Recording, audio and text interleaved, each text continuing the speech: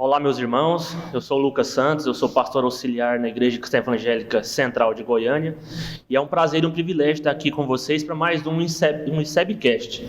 E é uma alegria estar aqui com os meus irmãos, o meu mestre no CETESEB durante os 4 anos que lá estive, pastor Frank. Obrigado, pastor Frank, pela presença. E o João Paulo, pastor João Paulo, meu amigo, companheiro de caminhada. Começamos juntos e terminamos juntos. Graças a Deus. Graças a Deus. Terminamos e aqui estamos. O curso, né? O curso. Começamos, terminamos juntos e agora começamos o ministério juntos. O fim do fim, só o Senhor sabe, né? Então, final... Eu estou muito feliz de estar aqui com vocês, de verdade, é um privilégio. O tempo passa rápido e é uma alegria bastante imensurável de falar. E eu queria que vocês se apresentassem, começando primeiro pelos mais velhos, João Paulo, porque os cabelos brancos do pastor Frank não deixam mentir. É que ele fala João Paulo e depois aponta para mim. Vou começar mesmo do mais velho, João Paulo. É que ele falou que vai deixar o mais... Ele me explicou que os mais velhos iam falar primeiro. Então tá bom. Para quem não me conhece, meu nome é Frank. Eu sou professor no CETESEB, no nosso seminário da nossa denominação. Já estou lá há 13 anos e sou casado com a Ilma e tenho 2 filhos, a Isabela e o Luiz Felipe. Sou professor lá e o deão acadêmico do nosso seminário. Eu sou o pastor João Paulo, pastor da Segunda Igreja Cristã Evangélica de Anápolis, casado com a Tainá, que eu acho que muitos de vocês já viram aí nos vídeos da MCE e no Instagram aqui da ICEB, e moro aqui em Anápolis já há muitos anos, também sou formado no CETESEB e quase um mestrando, né, pastor? Estamos aí. Vocês já se apresentaram, sem mais delongas, agora a gente vai conversar sério, e é sério mesmo. Nosso papo hoje é sobre igreja e política, um tema bastante delicado, sensível, mas é pertinente que a gente precisa falar, né? Eu fiquei pensando, tem um dito popular muito comum, conhecido por aí, que política, futebol e religião não se discute. Obviamente isso não é verdade, discute sim. Então, para começar... Política e religião se misturam? Pastor Franco, pastor João Paulo, fiquem à vontade. Se mistura, aí a pergunta talvez seria, essa mistura é benéfica, né?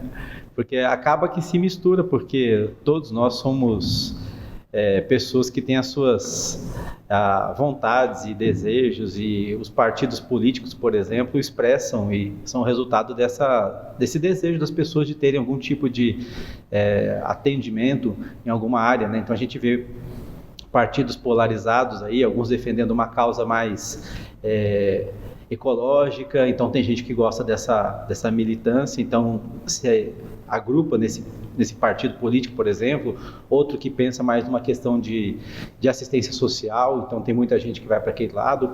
Então, na verdade, os partidos são fruto de uma ideologia, uma vontade que as pessoas têm de querer que algo bom aconteça, né? Ninguém pensa em alguma coisa ruim quando está entrando num partido político, numa militância, por exemplo, né?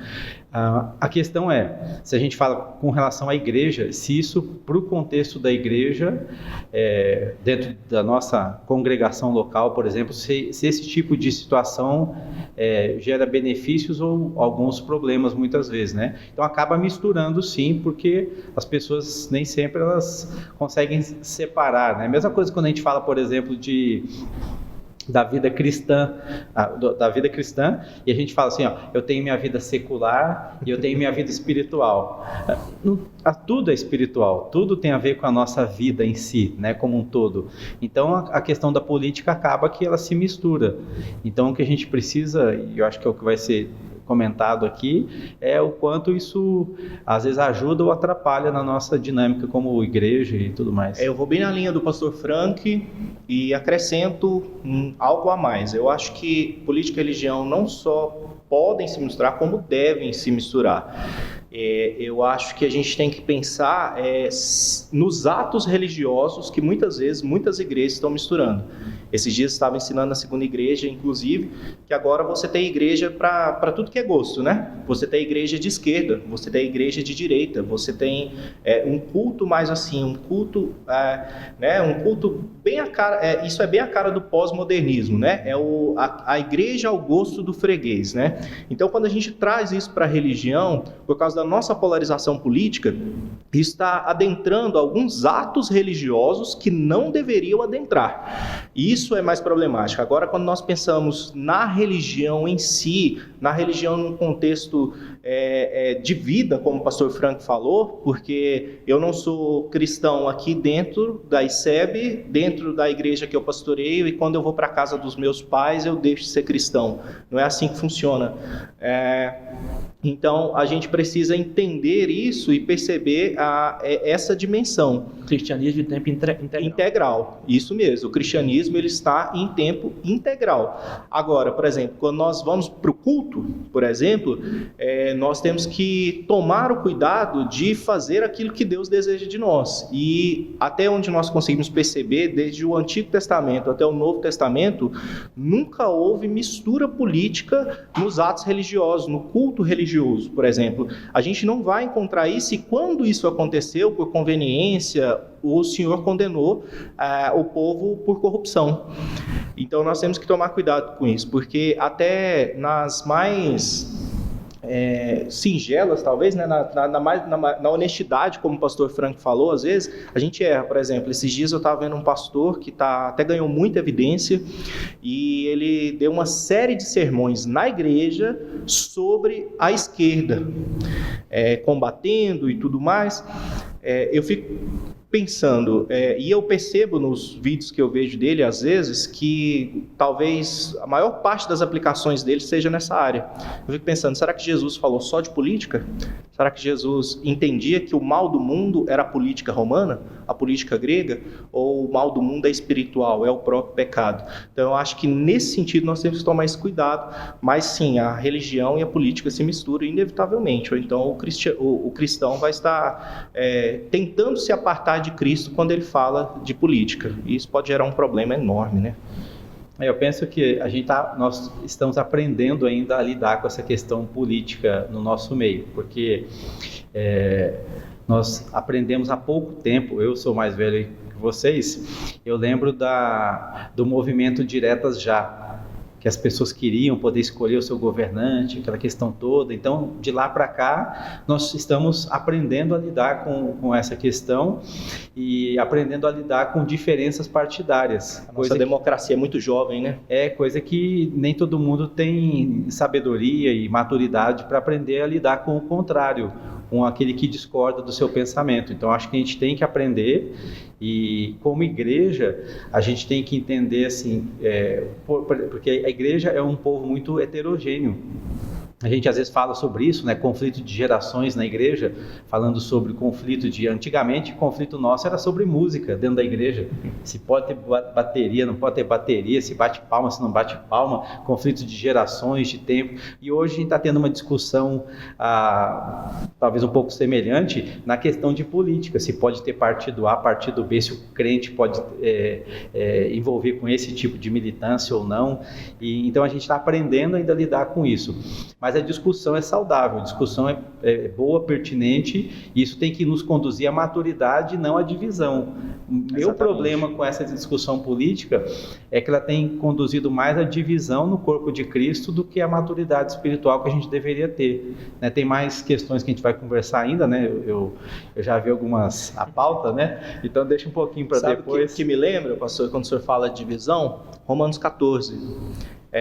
Paulo não está falando de política ali, ele está falando de consumo e de guardar dias religiosos ou não, de consumo de comida e bebida, mas me marca muito a ideia de que quando eu acredito em algo, eu tenho a capacidade de te julgar por aquilo que você não acredita, e quando eu não acredito em algo, eu tenho a capacidade de desprezar o Senhor por aquilo que o Senhor acredita, né? E isso está acontecendo muito no campo político. Então, se eu acredito em algo no campo político, eu sou melhor que você porque você não acredita como eu acredito. Isso é terrível. A gente vive um tempo que a emissão da opinião e a omissão de opinião são posicionamentos políticos, né?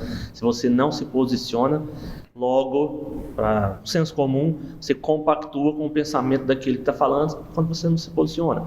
E isso parece ser um problema para a igreja de hoje, né? Bem complexo e bem complicado. Vocês chegaram a um denominador comum, disseram que, de fato, política e religião se misturam.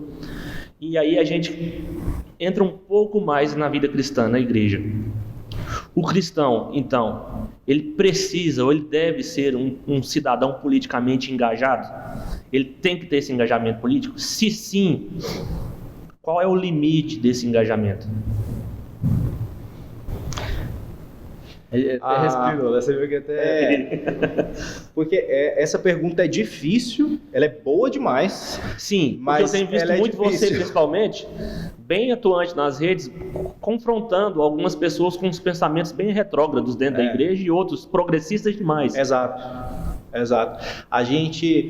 Esse é um pensamento difícil porque assim, nós precisávamos ser mais atentos à política, né? Se isso eu posso chamar isso de engajamento, porque o que está acontecendo hoje? O cristão ele entende que se engajar politicamente, por causa, mais uma vez, eu acho que durante toda a conversa aqui a gente vai voltar sempre na polarização, porque talvez seja o maior problema político que nós temos hoje no Brasil, é a polarização.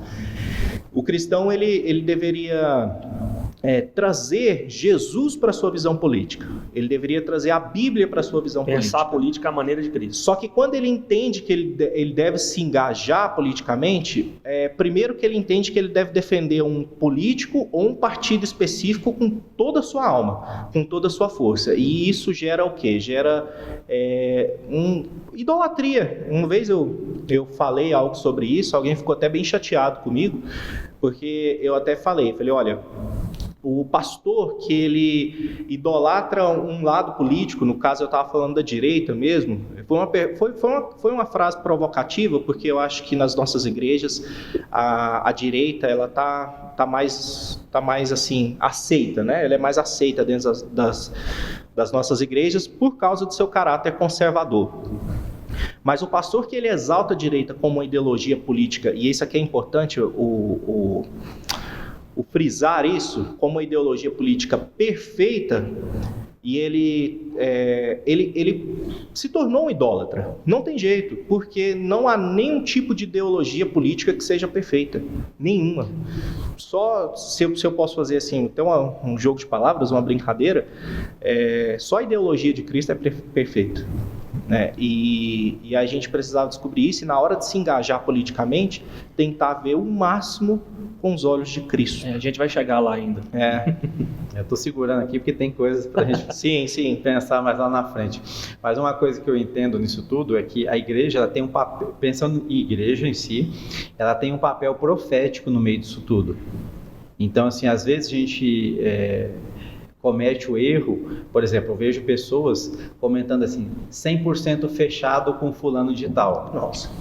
Gente, esse não é algo assim que é saudável. Por quê?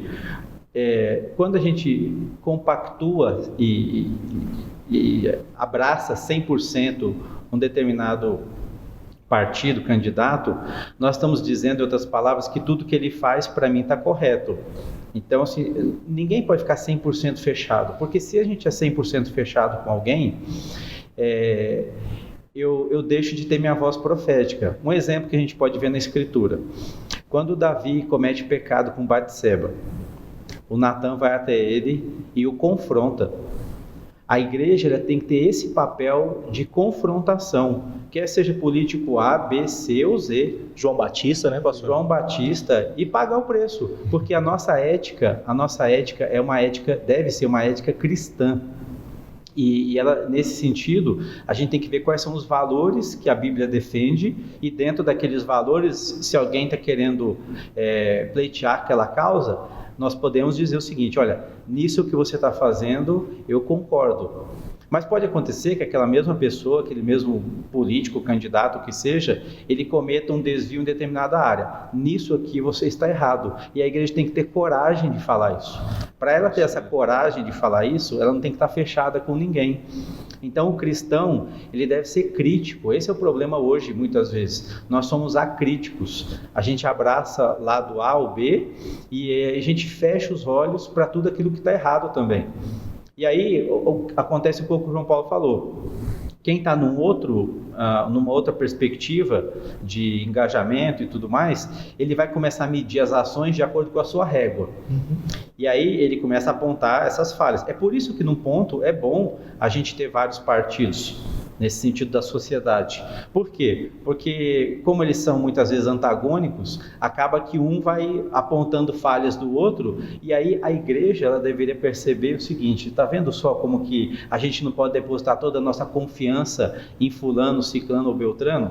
Então a gente percebe, porque a gente pode ter um candidato de preferência, não estou dizendo como igreja, estou dizendo como pessoa, a gente vota, né? E quando você vota, você escolheu lá no meio de tantos e fala, olha, esse aqui para mim é o que está mais adequado. Ter muitos partidos é o bem e o mal da democracia, né? Faz parte. Acho que alguém um dia disse, eu não vou me lembrar quem, que a democracia, ela é dos males o menor. Não quer dizer que ela também seja perfeita, não porque na democracia todos têm voz, inclusive aqueles que nós não concordamos.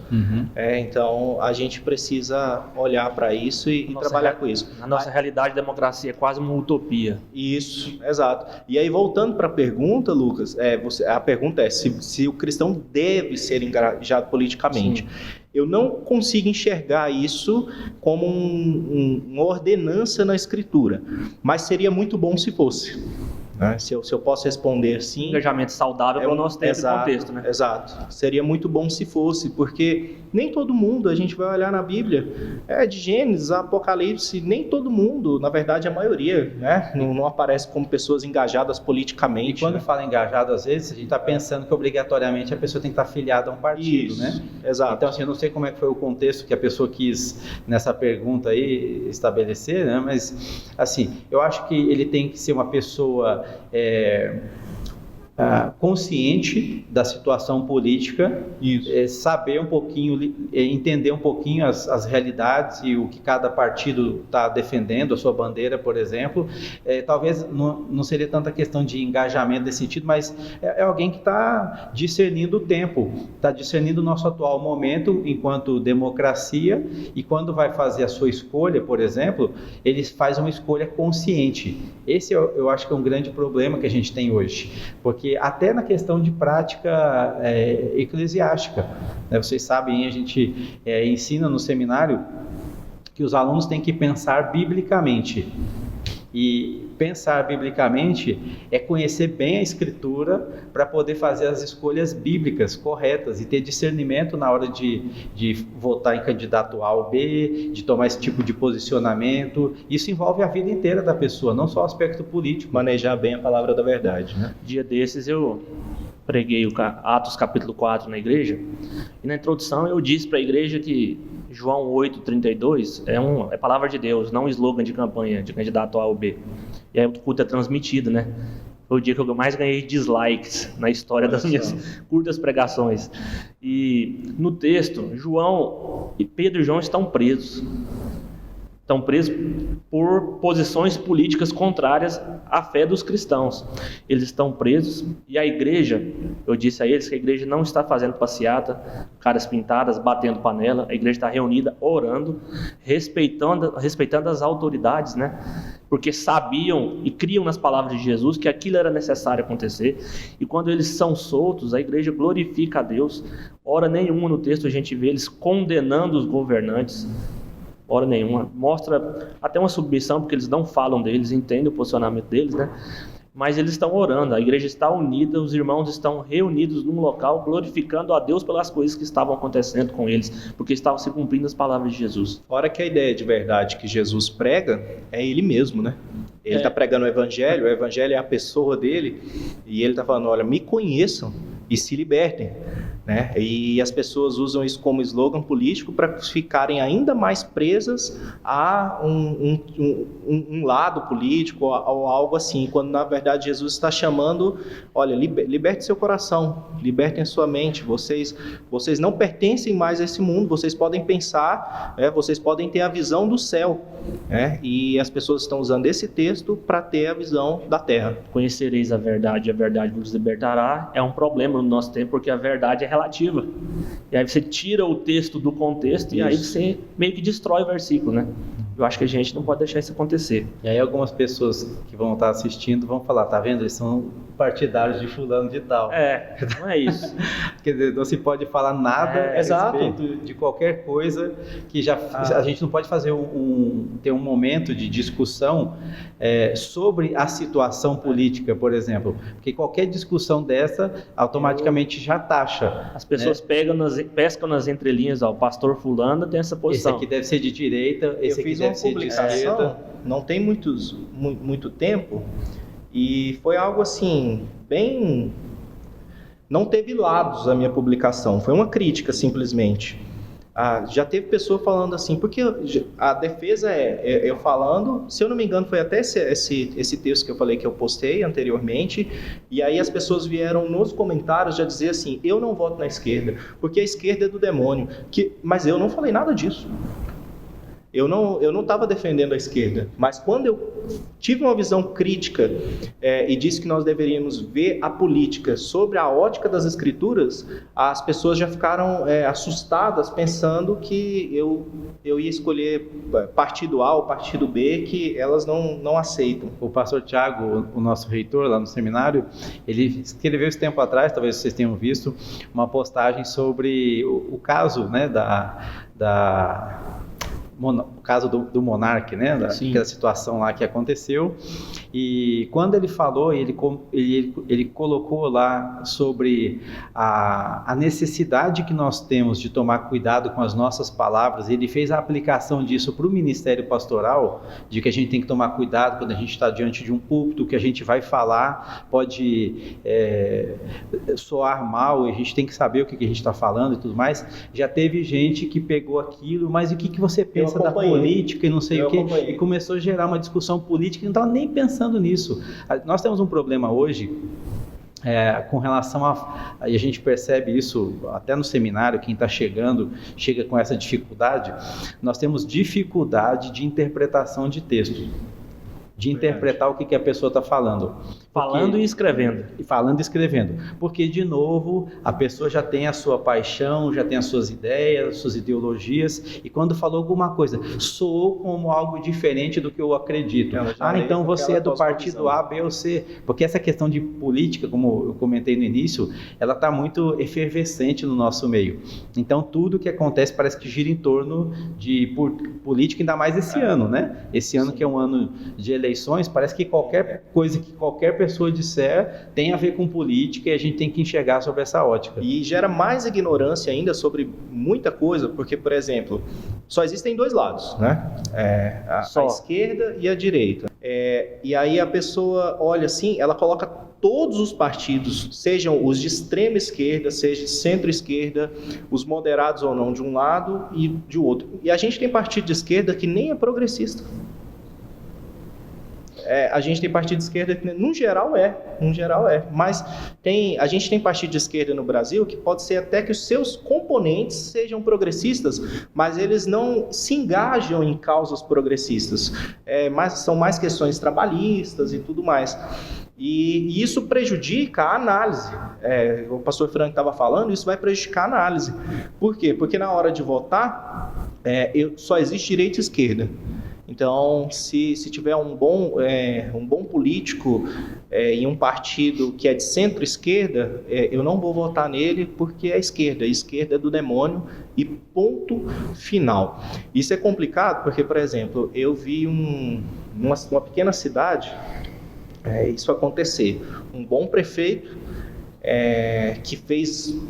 que administrou a cidade muito bem. Ele é de um partido de esquerda, mas ele administrou a cidade de um jeito que você não, assim... ele não criou esses tipos de programas sociais que temos para ficar mantendo o povo dependente, muito pelo contrário, cursos profissionalizantes para levar o pessoal para trabalhar. Não trabalhou pauta de costumes. Não trabalhou. Mas quando o Bolsonaro venceu a eleição e que teve aquela rejeição enorme, que a esquerda perdeu muitas prefeituras no Brasil todo, né, muitos municípios, ele perdeu junto. Por causa da polarização política. E hoje eu também conheço essa cidade vai mal. vai muito mal, inclusive. Então tem todas ela prejudica, a polarização prejudica a análise, e aí quando a gente vem para o cristianismo, ela prejudica a análise bíblica também. Como seria pensar politicamente a maneira de Cristo? Antigamente as pessoas, assim, no passado bem recente, né? Se cobrava dos outros assim, ó, você está em cima do muro, sai do muro, você assume um lado, sai do armário, mostra um lado. O muro é de Satanás. O muro é de Satanás. Agora parece que o muro está dando saudade na gente, que era melhor não se posicionar, porque as pessoas, boa parte das pessoas, dos cidadãos, e a gente está falando também dos crentes, infelizmente, ficam completamente perdidos nessa polarização que acontece não só no nosso contexto, mas é uma realidade ocidental bem presente, né? Até porque no Oriente não se discute muita política, porque é outra cultura política que eles trabalham nos países orientais, né? Então, assim, como seria então pensar politicamente a maneira de Cristo e qual deveria então, baseado no que vocês já disseram, ser a cosmovisão política do crente no Senhor Jesus? O senhor quer responder essa primeiro, pastor? De novo, eu tenho uma ideia. De novo vem aquela questão de que alguém vai querer saber qual partido que Jesus votaria na eleição. Pastor, hoje, né? Só vai querer saber mesmo. O caso do monarca, só falou monarca, a gente não vai nem falar disso aqui, mas se você defende alguma coisinha, você é um pastor do Reich, você é um pastor nazista. Se você é um pouquinho contra, você é um pastor comunista. Então, assim, as pessoas vão pensar isso da gente, é inevitável, né? Uhum. Primeiro que a gente vê a questão de Jesus a respeito que ele estava pensando num reino diferente do reino desse mundo. Então ele não veio aqui para estabelecer um domínio político, e era até o que os discípulos tinham falado quando Jesus tinha ressuscitado, perguntaram, então é agora que você vai restaurar o reino de Israel? Era o anseio deles, né? Era a vontade deles, de Jesus entrar em cena agora, ressurreto, meter um chute nos romanos para ir embora e Israel ser o reino, renovar o seu reino e tudo mais, né? Jesus governando e tudo. E Jesus falou, olha, vocês têm algo muito mais importante para fazer do que ficar pensando nisso agora. Não se preocupem com isso. Vocês têm que ir pregar o evangelho e anunciar o reino de Deus para todas as pessoas.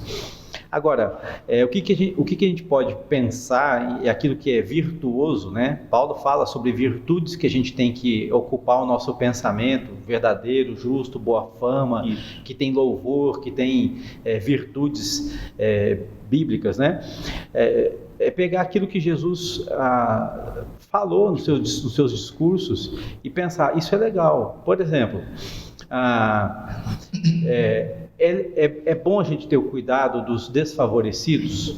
A gente tem que cuidar dos desfavorecidos. Essa deveria ser uma pauta política de todo partido, cuidar dos desfavorecidos. A gente deve pleitear a causa do órfão, da viúva? Sim. Infelizmente, muitas vezes a gente vê pessoas com um discurso bonito, mas uma prática que não tem nada a ver com o discurso delas. Fica só como se fala hoje em dia, né? Aquela frase para lacrar, né? Então faz um comentário e tal, mas espera aí, isso reflete a vida da pessoa em si? Ou é só discurso bonitinho? Às vezes a gente vê pessoas comentando aí de que fulano gosta do socialismo, mas tem um iPhone, né? Socialista de iPhone, coisa assim. Rapidinho, pastor, o engajado de direita que gosta de pautas políticas de ajuda governamental, né? De subsídio governamental, né? E aí o engajado de esquerda, o de direita diz que não pode morar aqui, tem que ir para Cuba, Venezuela, Coreia do Norte, China. O extremo, sempre o extremo. Sempre a gente vai... A quantidade de pessoas de direita que eu conheço que gostam de incentivos financeiros governamentais não é brincadeira. Que se dizem de direita, pelo menos, né? Então, o que a gente precisa é entender o que Jesus defendia. Primeiro que, claro, sem sombra de dúvidas, Jesus ele veio para estabelecer um novo reino. É o reino dele e a mudança que ele faz no coração das pessoas. Então, se todos nós fôssemos discípulos integralmente de Jesus Cristo, defendendo as pautas que ele defendia, a gente não precisaria de partido político. A gente ia viver a nossa vida fazendo o que Jesus queria que nós fizéssemos, que é ser sal da terra, luz do mundo, abençoar a vida das pessoas, repartir com quem não tem, abençoar a vida de pessoas que estão passando por aí, o órfão, o viúvo, o estrangeiro. A questão de estrangeiro, por exemplo, que é outra discussão e tal, mas a gente vê essas questões de migrações, né, que acontecem muito hoje. Os refugiados são um problema. Os refugiados se tornam, vamos dizer assim, um problema político. O senhor lembra das críticas quando os venezuelanos começaram a chegar aqui no Brasil? Sim. Eu ouvi críticas de cristãos que é de entristecer o coração. Eu entendo que isso pode virar um problema público, social, mas algumas críticas soavam meio assim: aqui é nosso, vocês deveriam continuar lá da forma que estavam, não interessa se vocês estavam passando fome, não interessa se vocês estavam vivendo na miséria, aqui é meu, se você vier para cá você vai me prejudicar. Isso não tem nada a ver com o cristianismo. É porque e o acolher o estrangeiro. É porque esse é o senso comum, gritando, né? É o pensamento de rebanho. Usa-se muito o termo gado para desfavorecer hoje no país os eleitores do presidente, mas as pessoas não entendem que todo mundo é gado de alguma coisa. A gente é rebanho do Senhor Jesus Cristo, né? Rebanho. Todo mundo é rebanho do Senhor Jesus Cristo. Então, esse pensamento é obviamente um senso comum. O pessoal tem preguiça de pensar, né, pastor? E muitas vezes as pessoas defendem mais uma causa política do que a causa de Cristo. Então, esse que o João Paulo comentou. Porque ela tem um viés por trás disso quando ela está pensando, não tem que deixar entrar estrangeiro aqui. Agora, quando a gente lê a Escritura, Deus fala, olha, não se esqueça de que você foi estrangeiro no Egito. Exatamente. Você precisou ser assistido naquele lugar. Se foi bem ou mal, esse é outro problema, essa é uma outra discussão que não é o que Jesus nem estava comentando com as pessoas e nem o que Deus estava ensinando para Moisés e para o seu povo.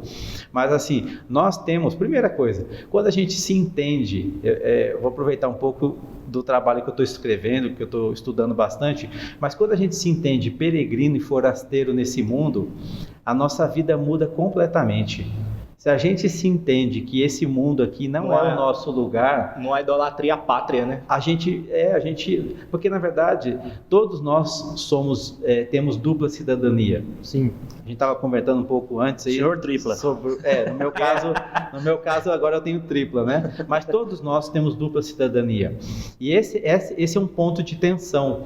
Por quê? Porque nós somos cidadãos desse mundo, porque nascemos no Brasil, somos brasileiros e somos também, por adoção, por aquilo que Jesus fez em nosso favor, cidadãos do reino dos céus. Então nós temos dentro da nossa existência duas pátrias a serem defendidas, num certo sentido.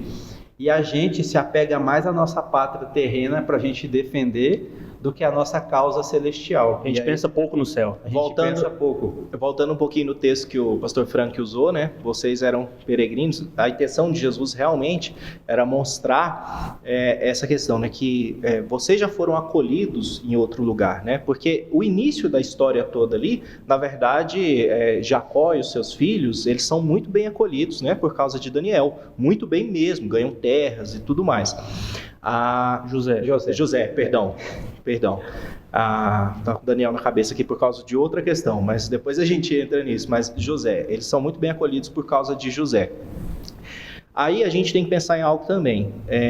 Nós temos uma missão ainda mais elevada, se a gente pode assim dizer, pelas palavras do próprio Jesus, que diz que a nossa justiça tem que exceder em muito, né? Deveria exceder em muito a justiça dos fariseus. Nós temos que pensar o seguinte: os filhos de Deus foram recebidos no Egito, como os cristãos vão receber os outros. Na saída do Egito, né? É para acolher. Carrega junto para a Terra Prometida. Porque a gente tem que pensar nisso. Jesus ainda usou o exemplo de um povo descrente que acolheu o povo crente. Agora, crente nele, né, no caso. E nós, que somos crentes nele, nós vamos acolher o estrangeiro como?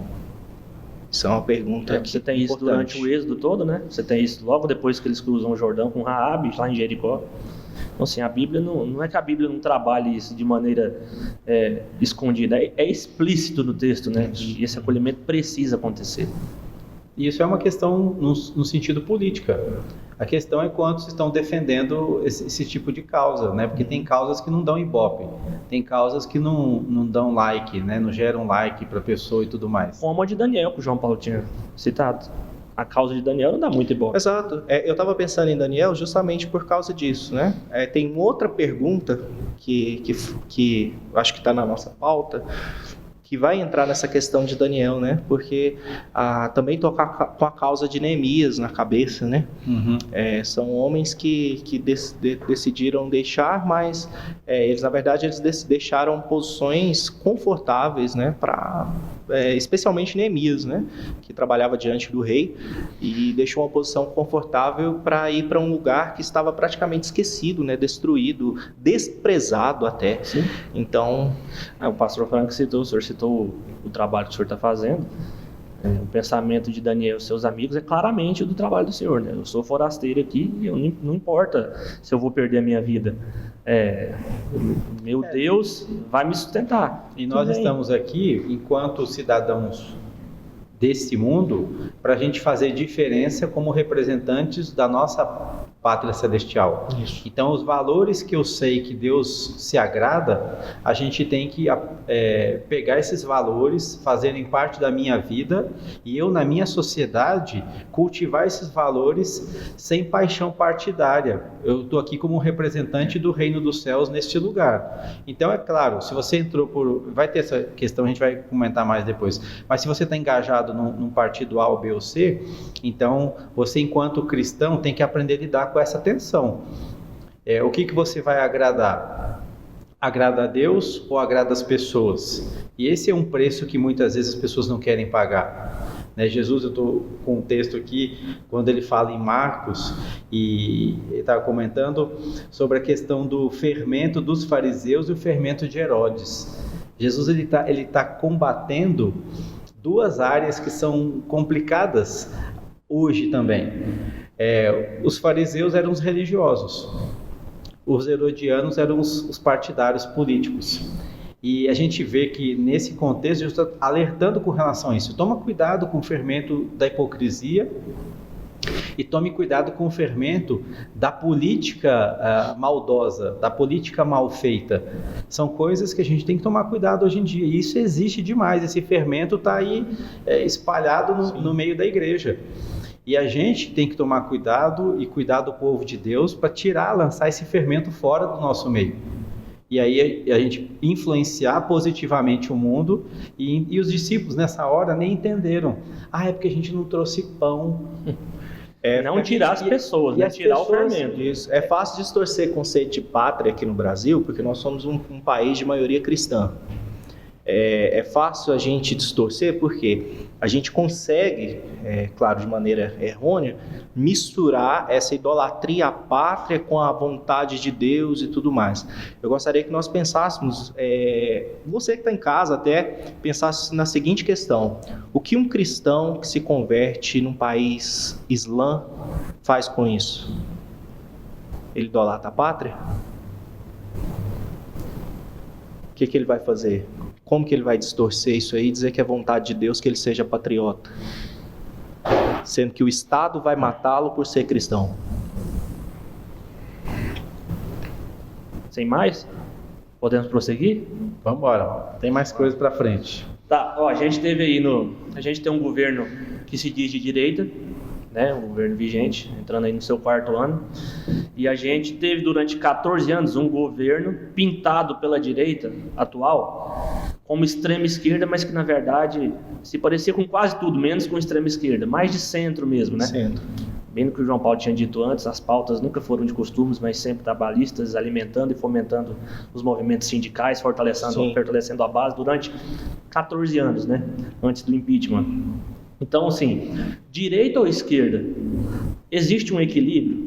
Qual espectro combina mais ou vai mais ao encontro aos ensinamentos de Jesus? A gente pode honestamente, biblicamente, responder essa pergunta dando um direcionamento para um lado? Lucas veio cheio de pergunta boa, né? Vocês com as respostas, tenho certeza. Nossa! Essa talvez seja mais difícil que a anterior, mas ela pode ser respondida bem perto daquilo que a gente já estava conversando. Só lembrando que existe um movimento cada vez maior, ele ainda é minoritário no país, articulado de evangélicos progressistas, evangélicos de esquerda. Exato. Não é que não exista, já existe, ainda pouco, mas aumentando. E é aí que está, Lucas. Estão ativos no Brasil. Aí que está. O meu problema é justamente isso. Um dia eu falei isso na escola bíblica dominical, porque eu valorizo muito o que o pastor Frank falou aqui. Às vezes falar uma coisa é fácil e tem que ver se a vida condiz, né? Eu posto muito nas redes sociais, mas vigio muito para não me acovardar na hora de ensinar a igreja, porque é difícil. Você olhar no olho de um irmão, você sabe que ele vota no candidato X e ponto, e ele está fechado com o candidato X e ponto, e dizer, olha, seu candidato não é o que você está pensando. E aqui no Brasil, para mim, não existe direita e esquerda. E eu falei isso numa escola bíblica dominical, e as pessoas deram uma regalada assim, e eu até falei mais cedo sobre essa divisão, mas por que eu falo que não existe direita e esquerda? Para mim que no Brasil existe bem mais esquerda, talvez existam partidos de direita, mas que não manifestam na prática a direita como ela é. Na verdade, o que a gente tem aqui no Brasil hoje, e a luta talvez seria melhor definida assim, é a luta contra o progressismo versus o conservadorismo. Seria um termo mais honesto, mais inteligente. Exato, mais honesto, mais inteligente. Por quê? Porque quando eu falo que a direita está em defesa da família, eu esqueço que também tem partidos de direita que assinalam questões progressistas, né? Nós temos um partido que cresce cada vez mais no Brasil, um partido famoso, eu acho que eu posso até citar aqui, não é nenhum problema, todas as questões dele são públicas, que é o Novo.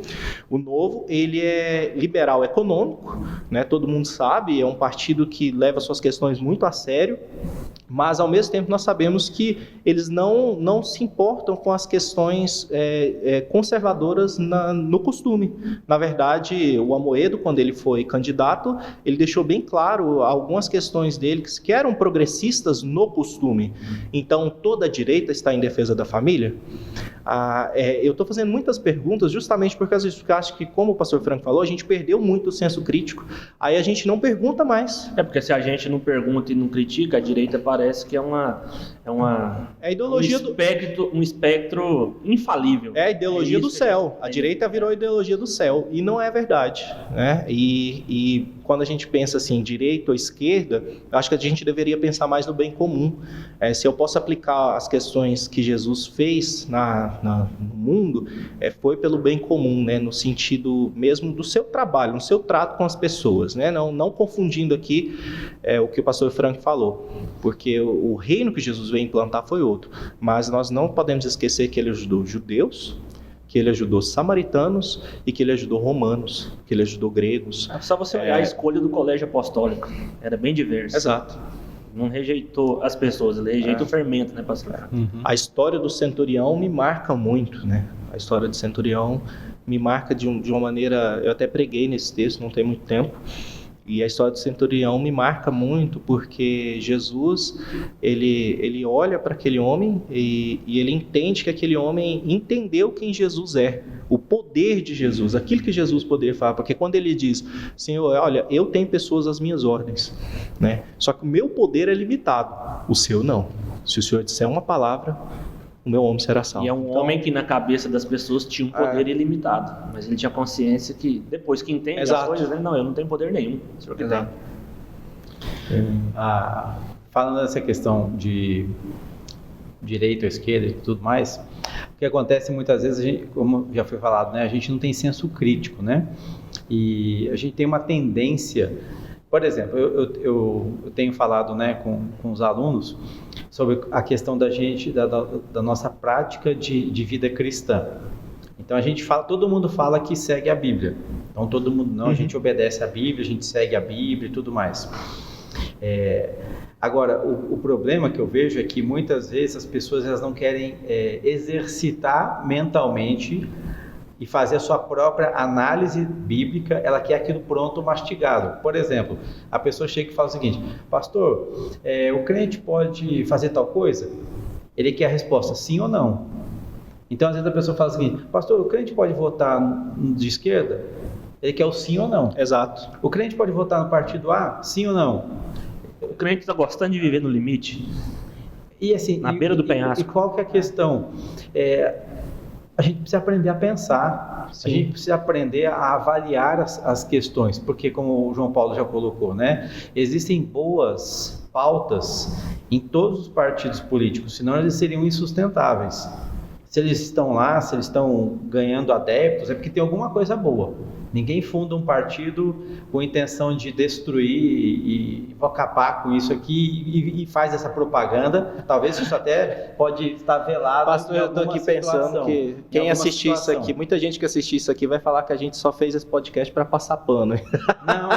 Não, a questão assim, é que a discussão é muito maior do que a gente sair daqui. Eu concordo totalmente com o senhor. Mas... Você sai daqui, esse fim do ano vai ter eleição, você já vota no candidato. Pronto, a gente agrada todo mundo, né? E ponto final. Assim, tá? Ou a maioria, né? Ou a massa. A questão, a gente vê nos comentários, você mostrou agora há pouco comentários aí de postagem sua, aí, irmãos falando X, Y e Z e tal, mas a gente vê que às vezes é um pensamento acrítico. É simplesmente porque ele já tem uma mentalidade fechada com alguma coisa e tudo. É claro, eu tenho minha preferência partidária, eu tenho uma linha que eu acho que é mais salutar. É inevitável, né? É inevitável. Porque, olha, claro, eu sou um ser pensante, eu tenho que ter minha autonomia de ideias, eu não sou simplesmente querer também pensar, como um folhetinho aqui e vota nesse candidato. Eu não voto em candidato porque simplesmente alguém me deu um folheto, toma aqui o número dele, é esse daqui. Eu não voto nisso, desse jeito. Eu procuro verificar, primeiro, por exemplo, isso aí talvez vai chegar em algum momento, mas a gente pode já adiantar aqui. Se eu for votar num vereador, por exemplo, eu quero saber se aquela pessoa é acessível, porque está na minha cidade, eu tenho condição de ir até o gabinete dele e conversar com ele. É uma pessoa que é acessível, porque afinal de contas ele está aqui, ele tem que ser acessível ao povo. Ele sabe os deveres de um vereador, porque o vereador, o que ele vai fazer? É terrível. Quem vota sabe. É feio de ver como muitos vereadores e políticos de um modo geral não sabem o que a própria legislação diz sobre a sua função. Ele está lá, mas ele não sabe redigir um projeto de lei ou pelo menos se engajar nisso. Ele não sabe fiscalizar, ele não sabe. Tem político que promete coisas que não está na administração, na autoridade dele. Ele promete uma coisa que não é não lhe cabe.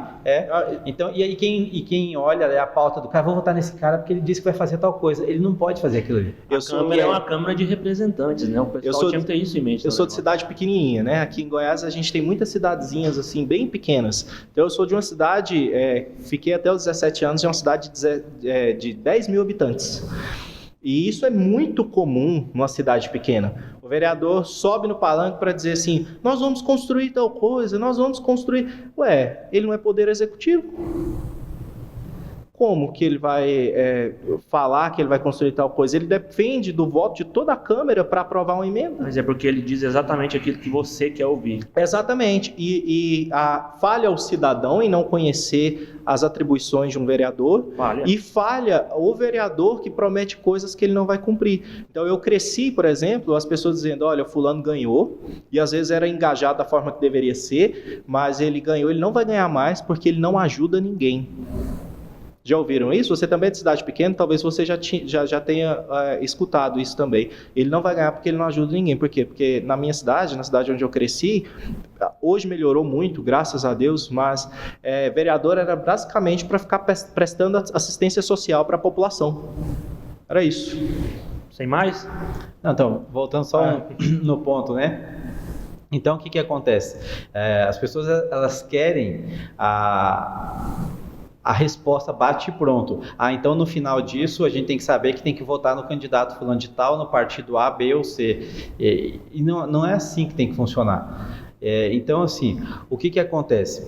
Quando a gente vai fazer uma análise de candidato, de partido, que seja, nós deveríamos fazer uma análise sendo cristão, com valores cristãos, quais são os partidos, candidatos, o que seja, que têm os seus valores mais próximos daquilo que eu acredito, porque na verdade você está votando num representante seu. Sim. Então você não está fazendo uma coisa diferente disso. Nós vivemos num governo que é democrático, mas ele é representativo. Então eu voto nos meus representantes. A questão ele me representa? Tá, então detalhe. Na maioria das coisas que eu acredito, eu estou votando um candidato que parece que tem mais a ver com os valores que eu acredito. Lembrando que não tem candidato perfeito, né? Porque as pessoas ficam assim porque elas acham que elas vão encontrar um salvador na Terra. Vai achar o Messias, vai encontrar o seu Messias. Nós já temos o nosso Messias, nós não precisamos de outro. Esse é um ponto. O nosso Messias já veio e já cumpriu o propósito dele. Cirúrgico, pastor. Então, o que acontece? Tirando o nosso Senhor, nós temos agora, por causa da nossa pátria terrena, o direito de votar em candidatos que são falíveis. Então, se, por exemplo, na minha análise, eu escolhi candidato X, eu não posso, não é desejo de Deus que eu feche 100% com ele e o defenda nos seus erros.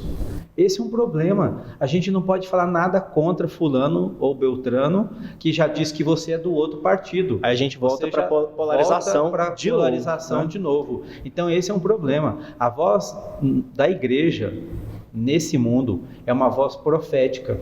E até num ponto é bom que candidatos nos frustrem. Por quê? Para nos lembrar que a nossa pátria não é aqui. Isso. Porque senão a gente fica falando um pouquinho de história do evangelicalismo brasileiro. Até antes do ano 2000, a gente ouvia muita música falando da volta de Cristo. Pode ver, pega aí o hit parade da igreja aí, era extra, o mundo acabará amanhã de manhã. Sai a última notícia que Jesus Cristo já voltou. E músicas assim. Por quê? Porque tinha até aquele pseudo versículo bíblico, né? De 1000 passarás, 2000 não chegarás. Era essa questão toda aí. Então a igreja estava preocupada com essa questão, Jesus vai voltar logo e por aí vai.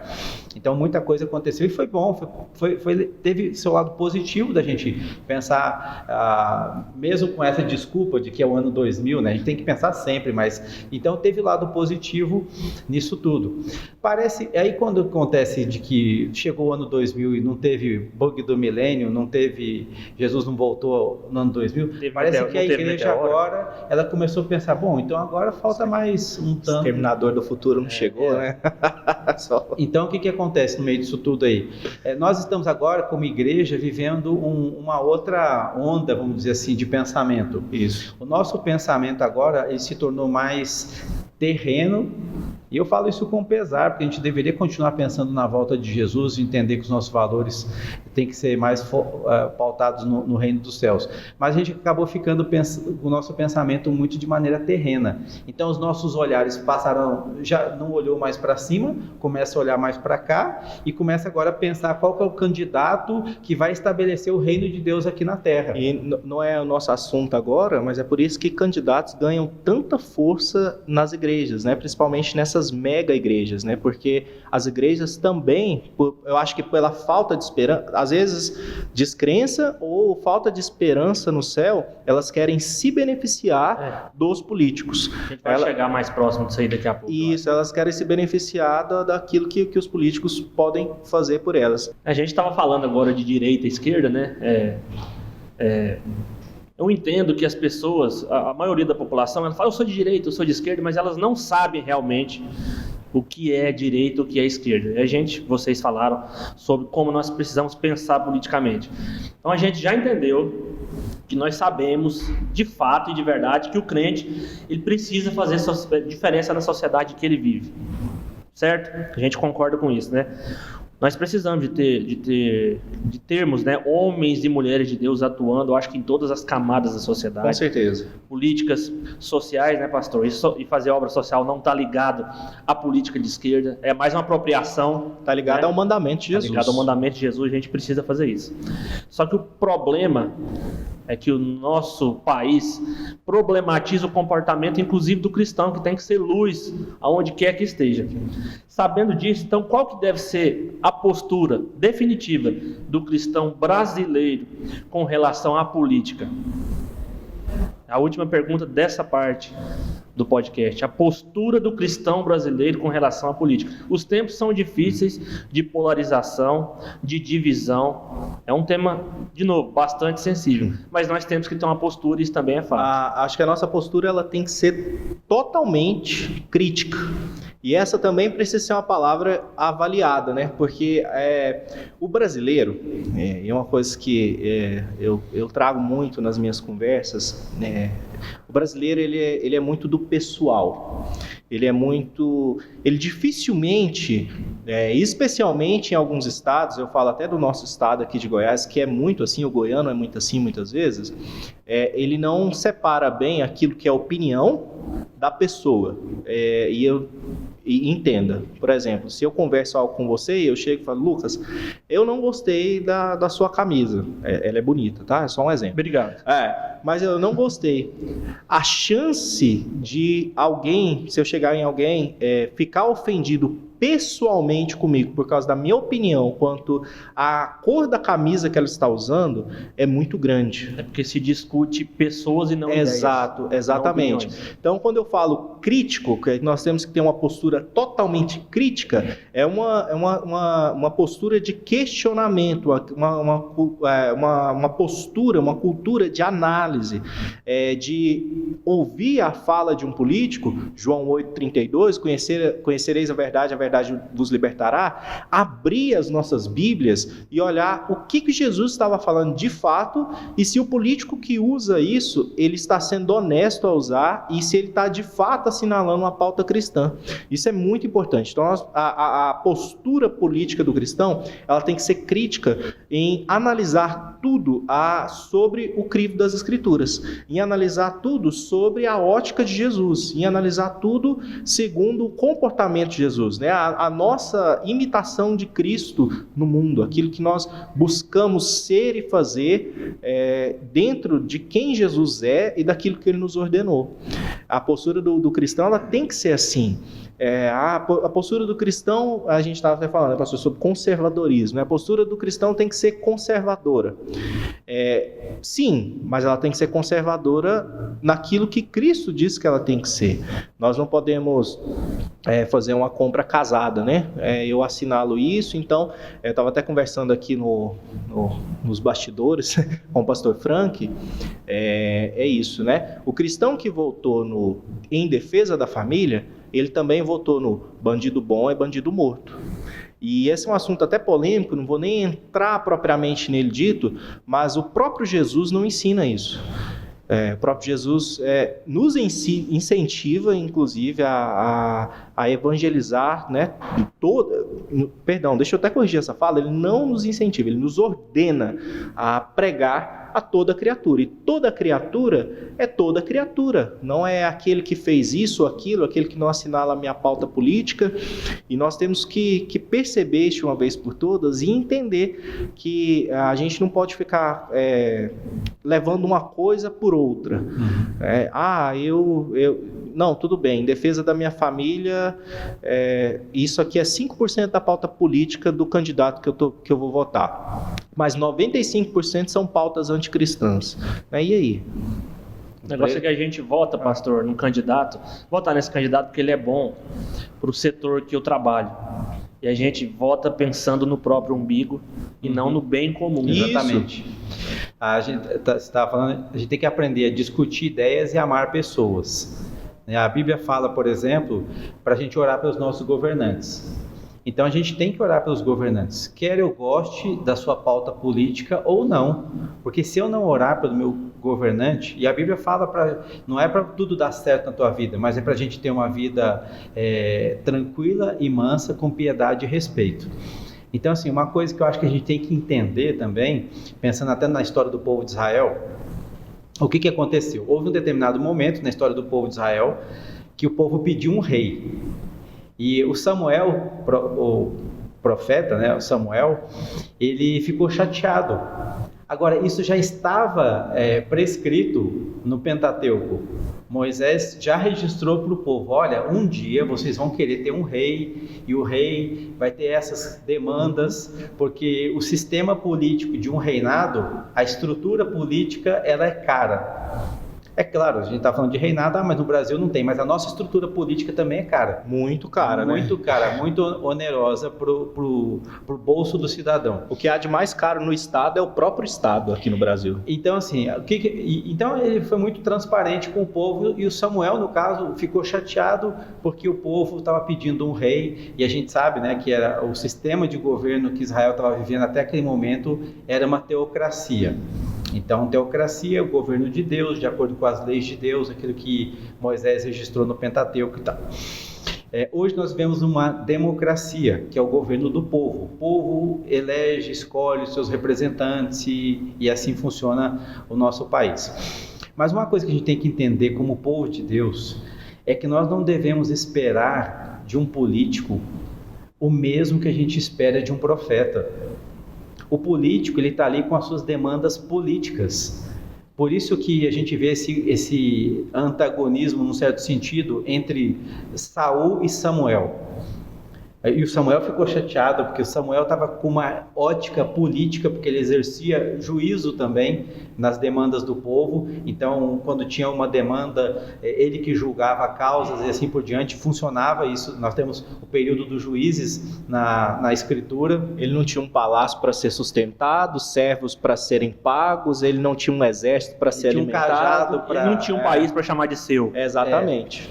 E às vezes a gente acha que quando a gente vota num político, a gente está votando num profeta.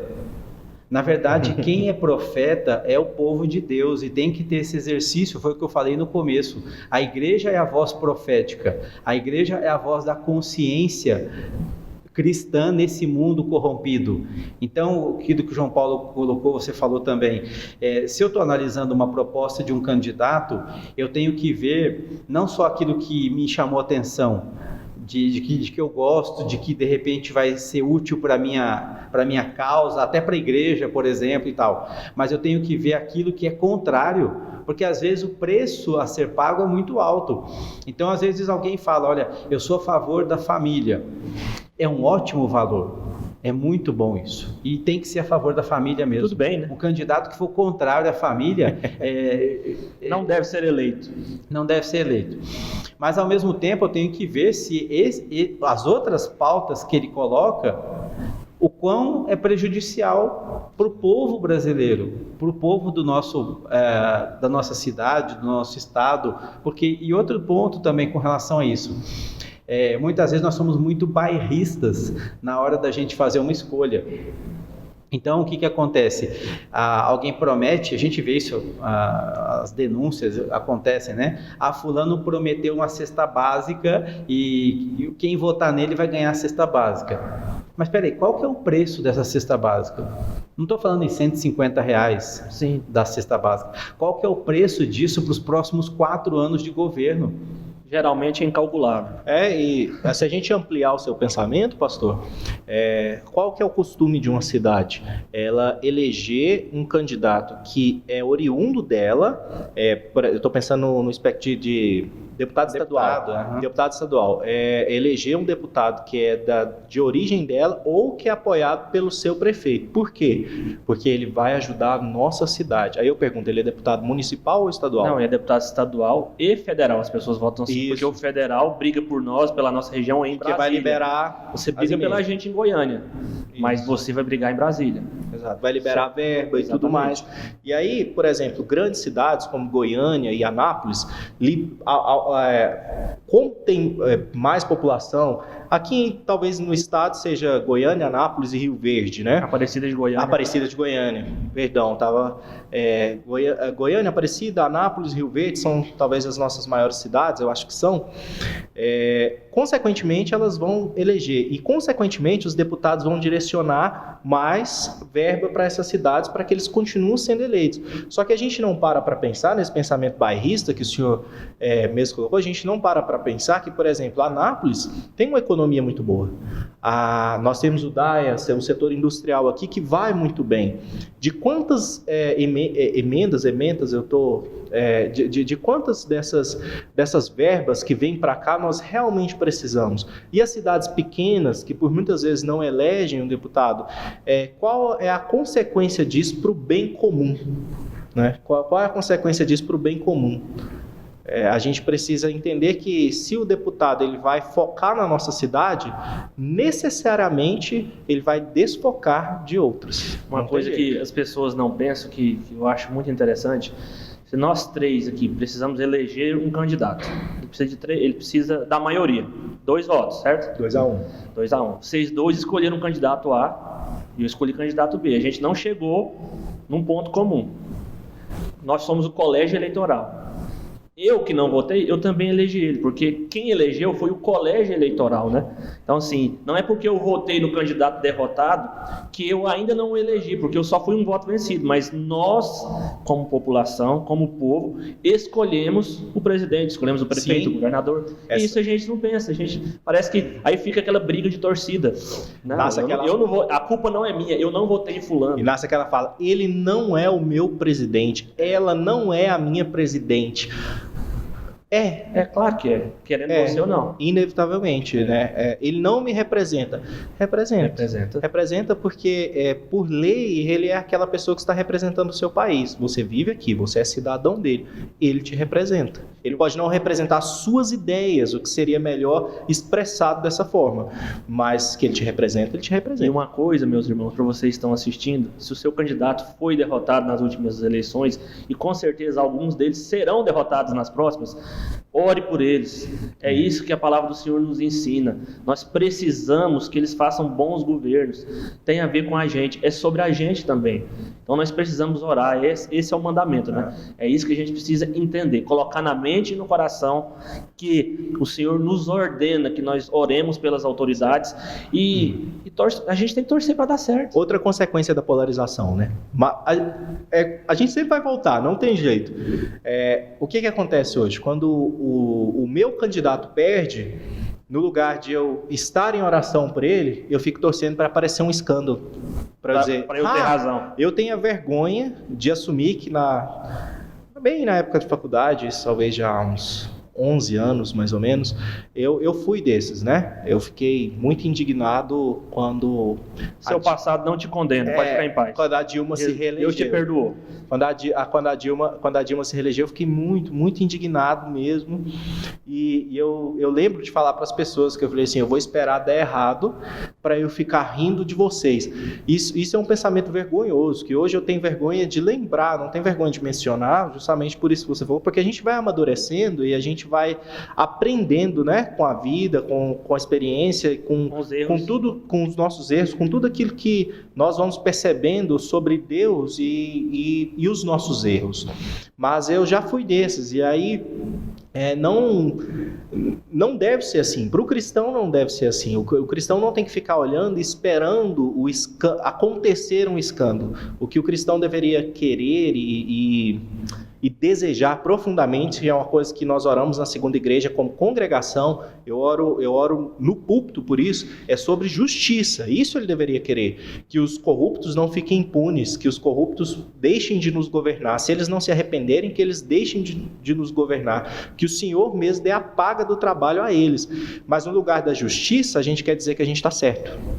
Não, isso que você está falando é muito interessante, e aí os jovens que estão nos ouvindo precisam ouvir com mais atenção ainda, porque a juventude é assim, é muito sanguínea, né? Muita flor da pele, é nisso que você disse que você fez no passado. Não, vai dar errado, eu vou mostrar para vocês que eu tinha razão. A maioria dos nossos jovens, eu acho que eu posso dizer a maioria sem estar errado, eles estão assim, E aí vocês precisam pensar, jovens, que um dia você vai ser pai de família, vai assumir o lar e as contas vão apertar. Então, quando você está sendo sustentado, é muito fácil você tacar pedra na vidraça alheia. Mas um dia a corda vai apertar para o seu lado e a gente precisa entender que essa chave vai virar. E há nessa fala, na minha fala e na fala de tantos outros, na minha fala lá no passado e na fala de tantos outros, um senso de justiça que não é o senso de justiça divino, é um senso de justiça humano, terreno, próprio, né? Que Tiago vai falar lá em Tiago que não tem a ver com a sabedoria, né? Aquilo que nós tentamos, né, fazer aqui, as coisas que nós temos aqui nesse mundo, por muitas vezes a sabedoria desse mundo ela é animal, né? Ela é demoníaca. E nós ficamos correndo atrás dessa justiça, nós ficamos correndo atrás de algo que eu desejo, que eu quero, e o mais triste, para demonstrar que eu estou certo, e não deveria ser assim. Lembrando que o profeta Isaías ensina em Isaías 64:6 que as nossas melhores justiças são como trapos de imundícia, né? Tem uma charge que ela sintetiza o que você acabou de dizer. É um camarada que ele está num barco e na outra extremidade do barco está furado. O barco está furado, está começando a entrar água. Vai afundar. E aí ele diz o seguinte: ainda bem que o furo não está do meu lado. Quer dizer, nós estamos todos no mesmo barco. Então, se um governante faz algo que é ruim para mim também. Então, o que a Bíblia fala aqui é muito sério. Primeiro que Paulo, eu já mencionei o texto, mas eu quero ler até o versículo 7, na 1 Timóteo capítulo 2, ele diz: antes de tudo, olha que interessante, já começando por aqui, antes de tudo, antes de discutir, antes de reclamar, antes de fazer isso, fazer aquilo outro, exorto que se use a prática de súplicas, orações, intercessões, ações de graças em favor de todos os homens. Ações de graça, gente. Então, quando um político que não é da minha bandeira, não me representa, né, como alguns dizem, né, está fazendo uma coisa boa, eu deveria agradecer a Deus por aquilo de bom que ele tem feito, ainda que não seja da minha paixão partidária. Então eu tenho que fazer ações de graça em favor dele. Senhor, obrigado, porque ele acertou nisso aqui. Quanta gente vai ser beneficiada com isso? Mas a gente torce para dar errado. A gente torce para o nosso país dar errado, para o nosso município dar errado. Isso está errado. Pastor, isso não é uma fala cristã. Olha, isso não é uma virtude a fala de vocês deixa muito claro para mim, e eu acho que para os nossos ouvintes e telespectadores, que a mudança que nós precisamos, como sociedade, ela começa primeiramente em nós mesmos, né? A gente cobrar que o outro mude, sem que nós possamos começar essa metamorfose, essa transformação, que Romanos 12:2 ensina, né? Por coincidência, é a minha exegese que o pastor Frank era meu professor. Essa metamorfose, né? Renovar pela transformação da nossa mente. Eu acho que de fato a mudança que nós precisamos, ela começa em nós. Eu posso dar até um exemplo prático disso que o pastor Frank falou. Eu estava separando um texto aqui bíblico também, esse de Tiago, que eu estava falando dele aqui. Eu quero lê-lo depois para a gente pensar sobre isso e para reflexão de todos que nos escutam, porque às vezes a gente lê um texto bíblico, mas ele passa assim, né? Porque não tem a ver com aquilo que eu queria ouvir. E essa ideia também dos benefícios, eles atingem até o Evangelho. A Bíblia fala que não existe autoridade que não seja constituída por Deus. Exato. E as que existem foram por Ele constituídas, né? Então aqui ele continua dizendo, a gente tem que orar em favor de todos os homens, em favor de reis, que era o contexto da época, e num contexto de reis pagãos que perseguiam o povo de Deus. Qual a sua disposição para orar por alguém que persegue o povo de Deus? A Bíblia está dizendo, Paulo está dizendo aqui, inspirado pelo Espírito Santo, de que tem que orar por esse pessoal também. Para quê? Para que vivamos uma vida tranquila e mansa, com toda piedade e respeito. E continua, isso é bom e aceitável diante de Deus, nosso Salvador, o qual deseja que todos os homens sejam salvos e cheguem ao pleno conhecimento da verdade. Então, se tem determinado político que está fazendo coisas erradas que eu não concordo, porque eu estou vendo que está indo contra a Escritura, ele está fazendo isso de acordo com a sua natureza, que é uma natureza pecaminosa, corrompida e alheia à vontade de Deus. Ele está fazendo o que é próprio dele. O que é próprio dele. Então, quando a Bíblia está falando, ore pelos governantes, orem por aquelas pessoas que estão investidas de autoridade e orem para que ele seja salvo, porque é vontade de Deus que os governantes, que as pessoas, ele está dizendo aqui, olha, que deseja que todos sejam salvos. Então, quando eu estou fazendo isso, aí sim eu estou exercendo uma política cristã, se a gente pode usar essa expressão. Eu estou participando da política do meu país, entendendo o que está acontecendo, estou vendo o que os governantes estão fazendo que é bom, então eu dou ações de graça a Deus pela vida dele, por aquilo de bom que ele está fazendo.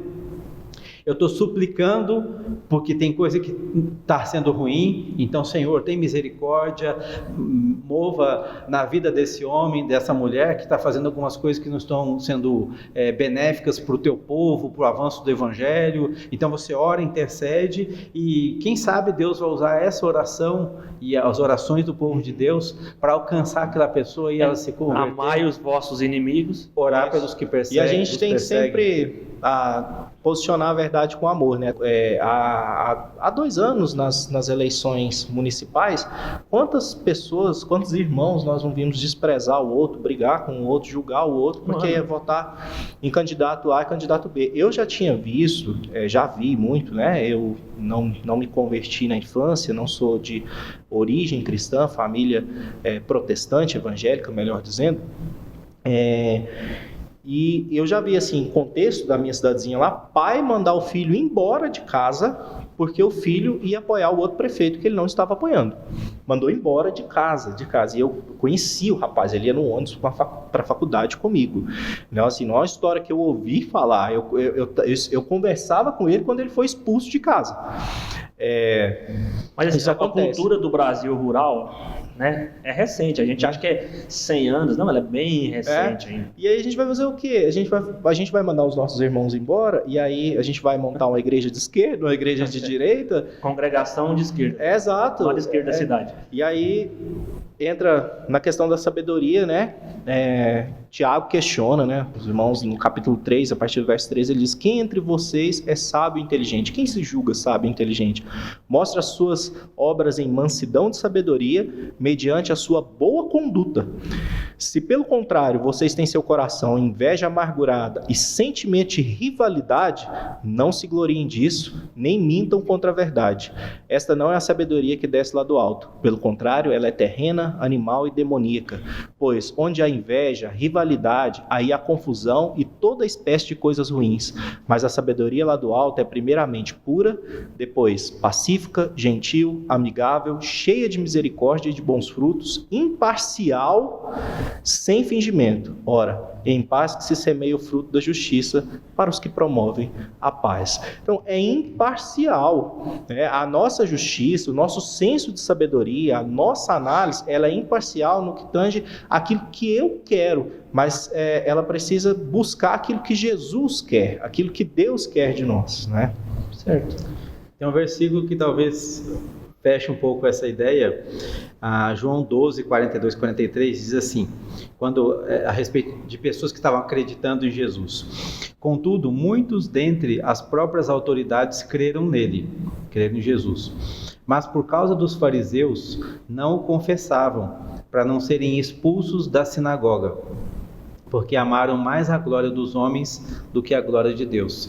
Infelizmente, nessa discussão política aí, muitas vezes as pessoas elas estão sendo movidas, né, por amar mais a glória dos homens do que a glória de Deus. Nada novo debaixo do sol. O senhor é de Paulo ou o senhor é de Apolo? Se eu amo mais a glória de Deus, então eu não estou preocupado se de repente aquilo que eu estou falando e reclamando sobre alguma questão A ou B que alguém está fazendo de errado, se isso vai repercutir mal, porque tinha gente que não estava confessando Jesus por causa disso. E eu lamento que muitas pessoas pleiteiam mais causas políticas do que a causa do Evangelho. Tem gente que é mais partidária do seu candidato do que tem feito em prol do reino de Deus. Eu conheço pessoas cristãs que defendem o sistema da volta de reinados, né? Monarquia. E defendem a volta à monarquia e fala que é o único jeito que dá certo e tudo mais. E ele se esquece que quando ele olha para a Bíblia, na Bíblia haviam partidários de Davi e partidários de Absalão. É engraçado. Engraçado é que ninguém aqui... Sempre tem. Engraçado é que ninguém aqui foi súdito de monarquia alguma, né? Exato. Bom, nós vamos agora para responder algumas perguntas que os nossos internautas mandaram via Instagram. E as perguntas, logicamente, são para vocês. O pessoal vai colocar aqui na tela, a gente pode acompanhar junto. @ferrocha42. Crentes devem ser exortados por darem mau testemunho, brigando por questões políticas nas redes? E aí? No tempo que os corajosos de redes sociais se manifestam aqui, frente a frente, geralmente não. Mas nesse tempo todo mundo tem muita coragem. Para mim, por qualquer questão, não precisa nem ser questão política, não. Qualquer situação deve ser exortado, porque quando alguém está dando um mau testemunho, não é simplesmente da pessoa em si, né? Mas ela está vinculada a uma igreja. As pessoas, os amigos, sabem que ele é crente da determinada igreja. E se ele está dando um mau testemunho, não precisa nem entrar mérito político aqui. Mas qualquer mau testemunho. Infelizmente, a gente vê pessoas aí que se dizem cristãs fazendo postagens que Jesus nunca curtiria. Exatamente. Falta cordialidade, né, nas discussões, falta isso com qualquer coisa mesmo. E aqui, o pastor Franco falou não só em política, eu quero acrescentar não só nas redes. Os crentes eles devem ser exortados por dar mau testemunho, por briga em qualquer momento, em qualquer situação, né? A gente deveria agir com cordialidade, com paz, saber discutir as ideias, saber pontuar as coisas e no mundo ideal, o crente ia olhar para o outro e falar assim: nossa, é mesmo, Jesus pensa assim, né? Então tudo bem. E aí a gente sairia de mão dada, assim, ao pôr do sol, alguma coisa assim, no mundo ideal, né? Mas, infelizmente... Lembrando que o mundo ideal ele é completamente utópico. Talvez o problema para essa questão aqui é se alguém... Porque a gente de vez em quando lê não só a postagem, mas os comentários, né? E comentários, se a gente for dar corda, tem comentário ali que dá... Você fica o dia inteiro e não acaba de ler tudo aquilo. Mas uma questão talvez para... a questão da briga em si, né? Uhum. Qual é o problema? Da discórdia. Qual que é o alvo da discórdia? É por causa do quê? Então, assim, eu acho que tem que ser exortado por qualquer questão. Mas quando eu estou brigando por política, eu tenho que tomar cuidado, assim, porque na verdade aquilo está revelando o meu coração. O meu coração está mais, né, dentro daquilo que a gente falou no bloco anterior, né? O meu coração está mais apaixonado por política, ou por um político, ou pela causa do evangelho. Então, mais um texto que é muito mal interpretado, né? A boca fala daquilo que está cheio o coração, né?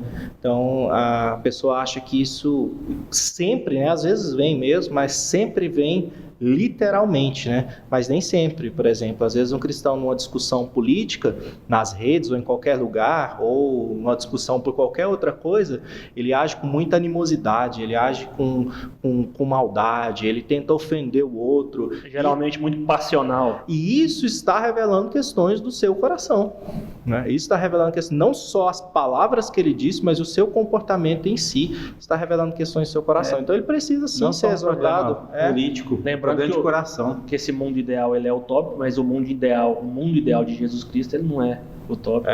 Ele é completamente viável. Estaremos a gente tem que continuar. Ele é para ser obedecido, né? Próxima pergunta. @Sandra Valéria Ponte Silva. Como ensinar os adolescentes sobre as ideologias que são ensinadas de maneira errada nas escolas? Ensinar a pensar. Indicação de livro, João Paulo. Crer é também pensar, de John Stott. É um livretinho curtinho para você que não gosta de ler muito, mas leia. Tem o do John Piper também, né? Pense, que é muito bom. Exatamente. Do John Piper. Crer é também pensar é um livro que contribuiu muito para o meu senso crítico cristão. Valeu muito a pena ler. E ensinar os adolescentes sobre as ideologias erradas nas escolas passa por ensinar, primeiro, cosmovisão, né? Cosmovisão. Por quê? Porque a gente falou muito isso aqui, né? O nosso podcast já vai para mais de 1h30, se eu não me engano. E a gente sempre também pontuou a questão. Nós estamos pensando, nós estamos questionando, nós estamos falando e perguntando aquilo que é certo, aquilo que é errado. O que muitos pais querem às vezes? A gente vai lá e fala para os filhos deles: vocês não podem acreditar nisso, nisso, nisso, nisso. Lá na faculdade, se o seu professor falar isso aqui, tudo bem. Se ele não falar, é do demônio.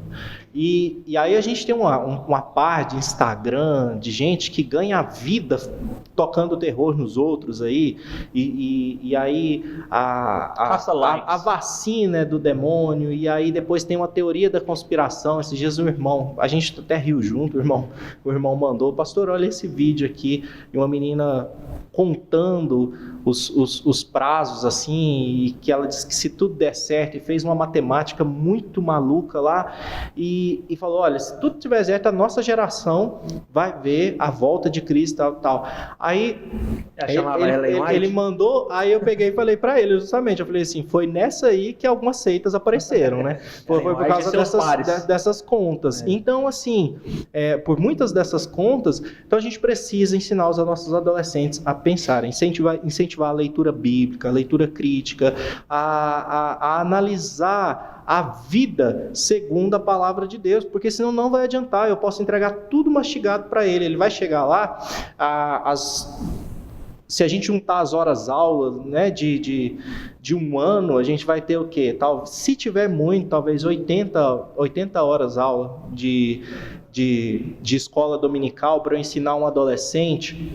De eu ensinar um adolescente que está indo para a faculdade. Se eu der aula 40 horas por semana ouvindo aquilo. O professor que não acredita em Deus e começa a desconstruir. Se ele não tiver o próprio senso crítico, se ele não aprender a pensar segundo Jesus, aprender a pensar segundo a Bíblia, ele não vai resistir. Então, a gente precisa ensinar o adolescente a pensar segundo as Escrituras. O desafio que a gente vê é pensar biblicamente. Esse é o ponto. Porque, assim, o que a gente vê de problema, eu percebo, que é a tensão quando o jovem vai para a universidade, e a gente sempre tem aquela, né? Fulano foi para a faculdade e virou a cabeça. E agora, né? Eu acho que uma coisa importante que a gente tem que fazer nas nossas igrejas é ensinar doutrina para as crianças, não só história. Porque às vezes a gente só ensina, e é importante ensinar a história, mas a criança, ela chega, por exemplo, na adolescência e depois vai para a faculdade. O que você aprendeu da Bíblia? Eu aprendi a historinha do Jonas, eu aprendi a historinha do povo atravessando passando pelo Mar Vermelho, eu aprendi histórias. História é importante aprender, mas qual que é o ensinamento por trás daquela história? Então, assim, eu aprendi a história de Davi e Golias, tá bom, mas o que isso tem a ver, qual é a conexão disso com a minha vida hoje?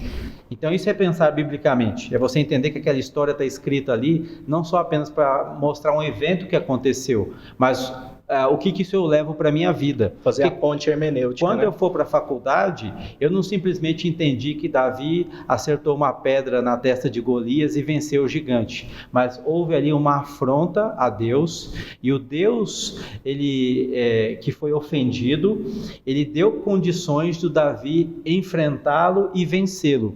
É o mesmo Deus que vai ajudar esse jovem, quando estiver na universidade, a enfrentar os seus gigantes ali, os seus professores, que talvez são aqueles capacitados, que sabem muito e tudo mais, mas falando coisas que afrontam ao Deus da Bíblia. Então ele vai conseguir entender o seguinte: eu estou aqui igual aquele filme, Deus não está morto? Deus não está morto, né? Que foi um desafio e aquele jovem na história do filme conseguiu vencer o seu professor porque ele era bem embasado na escritura. Então a gente tem que entender que antes da gente, talvez a questão ali, um problema é como ensinar, né? O que eu faço com ele, né? Então o como tem muito a ver aí com o conteúdo. Ensine a pensar biblicamente, ensine a pensar no que está acontecendo nesse enredo do povo de Deus aqui na palavra dele. Ensina a pensar quais foram os problemas levantados e o que Deus fez para que o povo dele vencesse aqueles problemas ali. Porque na Bíblia não tem só historinhas, ali tem um enredo de salvação e um enredo de como que o povo dele vive como peregrino e forasteiro nesse mundo. Não só o senhor já... Sim, pode ir. Só o senhor falou do Deus não está morto, aí eu quero até indicar, assim, os dois primeiros, o terceiro eu não gostei, mas os dois primeiros, apesar dos clichês que tem, que são normais de filmes, eles trabalham argumentos muito importantes, né? O primeiro trabalha argumentos cosmológicos e filosóficos da apologética, e o segundo, argumentos de historicidade. Então, veracidade bíblica, de testemunhas, de escrita, comparação, tem muito isso nos dois primeiros, e é muito bom, vale muito a pena, apesar dos clichês que tem em todo filme, não tem jeito, então vale a pena. Só que, ao mesmo tempo, eu quero fazer a ressalva que a apologética, ela não deveria ser simplesmente, às vezes ela acaba nos levando para isso, né? Mas para o embate, né? Para o embate de pensamentos. Ela deveria alimentar mais a nossa fé. Um dia eu ensinei um adolescente, inclusive, numa escola dominical, e trabalhando os argumentos de Tomás de Aquino sobre a existência de Deus e mostrando como ele trabalhou e tudo, e falei, olha, isso aqui é para alimentar a nossa fé e tudo, para a gente perceber Deus no mundo e nas coisas e tal. O que ela fez imediatamente? Na segunda-feira ela foi discutir com a professora ateísta de biologia dela. E ela voltou no outro domingo arrasada, porque ela não lembrou disso, não lembrou daquilo. Só que eu deixei muito claro, falei, olha, alimente ainda mais a sua fé, conseguindo olhar para o mundo e perceber essas coisas. Então, é isso. Eu acho que o resumo que nós falamos é isso. Ensinar o adolescente a pensar segundo Cristo. Então vamos lá para a próxima. @Leila Zimmer. Quais as perseguições que os cristãos sofrem ou podem sofrer no campo político? Olha, eu acho que a gente primeiro tem que diferenciar a perseguição de resistência, de discordância. Porque perseguição é realmente ter um ato contra aquela pessoa que deve discordar não é problema. Não. Na verdade, o cristão, eu acredito sinceramente que o cristão deveria aprender a lidar melhor com as discordâncias, coisas que por muitas vezes a gente não consegue. Mas na questão de perseguição, hoje nós temos aqui no nosso contexto brasileiro, apesar da liberdade religiosa que está sendo cada vez mais tolhida, a possibilidade de pastores e até igrejas serem processadas por alguns tipos de declaração. Né? Então, se eu prego no púlpito algo bíblico, que eu acredito de fato e de verdade, se eu prego que casamento é heterossexual e a vida do casamento é monogâmica, eu corro o risco de ser processado. Eu corro o risco de ser processado e mais, eu corro o risco de ser condenado. Isso que é o pior, porque alguém querer entrar com ação judicial contra mim é dos males o menor. O pior é a justiça brasileira, dentro de um contexto constitucional de liberdade religiosa, entender que eu não posso declarar esse tipo de coisa. Então aí pode haver algum tipo de perseguição, mas nós temos que diferenciar perseguição, resistência e discordância. Pastor Franco, no seminário, no CETESEB, isso já ocorreu? De que maneira o senhor entende se já ocorreu e de que maneira o senhor entende que pode ocorrer? Então, uma questão a respeito das perseguições aí, a gente tem que discernir melhor o que alguém quer dizer quando fala perseguição. Então, como o João Paulo já colocou. Por exemplo, em algum momento, nós cristãos estamos sendo proibidos de pregar sobre Jesus. Tem uma perseguição religiosa quando eu não posso pregar o evangelho, então eu não estou podendo falar de Jesus para as pessoas. Eu acho que isso não está acontecendo.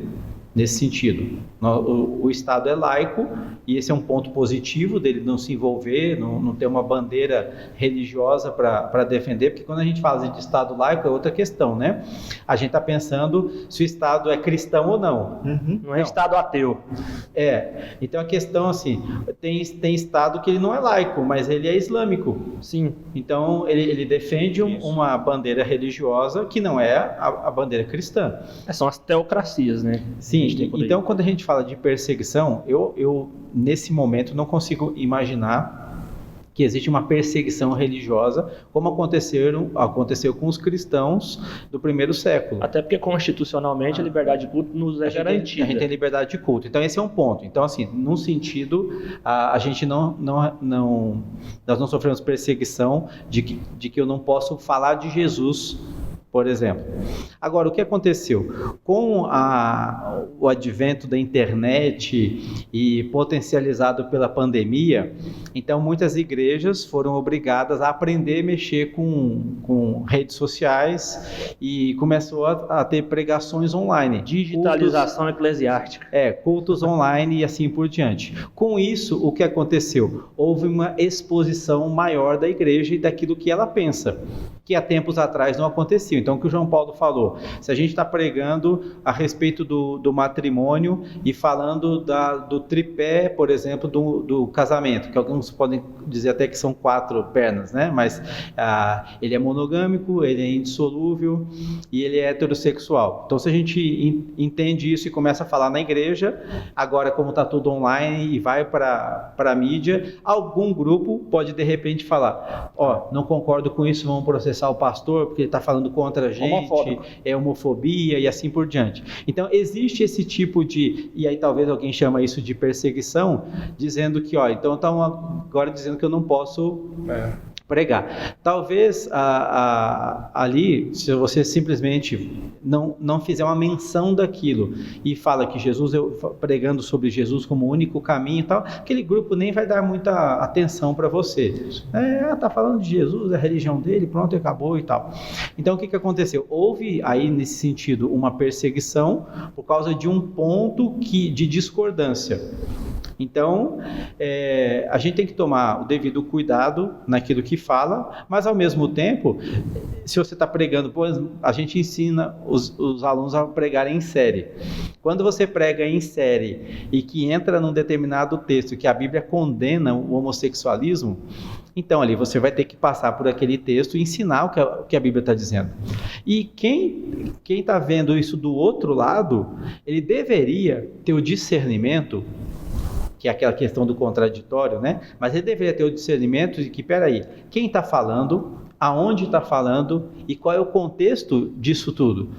Eu estou assistindo um canal do YouTube, de onde seja, que é um canal evangélico. Entra no canal da igreja para dizer o que a igreja deveria pregar, né? Faça-me o favor. Usando a igreja de discurso de ódio. Aí ele tá, mas é público, aí determinado juiz vai achar que está certo mesmo aquela demanda. Mas peraí, nós temos a liberdade de expressão. A Constituição diz que todo mundo tem liberdade de expressão e é vedado o anonimato. Então você pode falar bem o que entender, desde que você fale quem é você. Então você não pode sair jogando nada e dizer anônimo, né? Não, isso está errado, eu tenho que falar e tenho que dar o meu nome. Então meu nome é Frank e eu estou falando sobre isso. Beleza, se o outro lá não concorda, você não falou contra ele, não estava nem assistindo a pessoa, você está falando que dentro da minha congregação, instruindo o meu povo, o povo de Deus que se reúne aqui, e aqueles que gostam do nosso canal e que gostam da nossa igreja, ou que são membros da igreja impedidos de estarem naquele momento. Então assim, se você está assistindo alguma coisa de uma igreja e esse podcast, por exemplo, e você não gosta, muda de canal, troca de site, e pronto. A mesma coisa pode acontecer comigo. Se eu entro num canal de um ateu e ele começa a falar coisas que não me agradam, gente, eu fui num canal que não é um canal que vai falar aquilo que me agrada. Você está a um clique de não ver mais o que você não vê. Há muita ignorância. Então, existe esse ponto, né? Pode continuar. Essa liberdade de expressão, só lembrando a liberdade de expressão que o pastor Franco falou, ela vale menos para o jornalista, tá? Ele pode se resguardar pelo sigilo da fonte. Ele dá a notícia e fala, não, minha fonte falou isso. Quem é sua fonte? Não, eu posso resguardar. Sim, mas ele disse que ele escreveu que ele sim, sim. Por isso, mas foi ele que escreveu. Por isso é quase impossível você combater as fake news nesse sentido. Ele pode atribuir a fonte, ele não precisa revelar jamais a fonte. E há muita ignorância quanto à história, né? E agora entrando na nossa história, porque as pessoas hoje, muitas vezes elas querem, e aí eu não vou falar perseguir o cristão em si, mas perseguir as ideias cristãs, porque isso acontece. Aí nessa questão acontece bastante. A pessoa quer perseguir a ideia cristã e cortar a ideia cristã sem saber que é o protestantismo que deu liberdade de expressão para ela. Historicamente, essas pessoas que hoje querem tolir o cristianismo, o protestantismo, elas não pensam que elas têm liberdade de expressão porque o protestantismo lutou por isso. Né? Elas podem caminhar aqui pelo Brasil, isso é fruto do protestantismo, ainda que a nossa origem seja católica, romana, elas podem caminhar aqui pelo Brasil como bandistas, elas podem caminhar com costumes islâmicos, com burca que seja. Ninguém, ou não deveria, né? E é condenável, é claro, por lei, ninguém vai atirar pedras nessa pessoa, ninguém tem licença para matar essa pessoa. Ela tem liberdade de ir e vir. E isso é fruto do protestantismo, aqui no Ocidente. Então, às vezes as pessoas querem tolir o protestantismo sem pensar nisso. Só lembrando aí que se algum jornalista estiver vendo e ficar meio nervoso com o que eu falei, eu sou formado em jornalismo, eu não estou falando levianamente. Levianamente. Próxima pergunta. @Angelo_VOPB. Pode haver coerência em um cristão que se diz de esquerda? Vocês trabalharam um pouco dessa questão. Acho que dá para ser um pouco mais direto, mas vocês respiraram fundo, que me deixou muito intrigado agora. É porque essa pergunta é muito tendenciosa, né? Porque ela, mais uma vez, tá vendo? A polarização.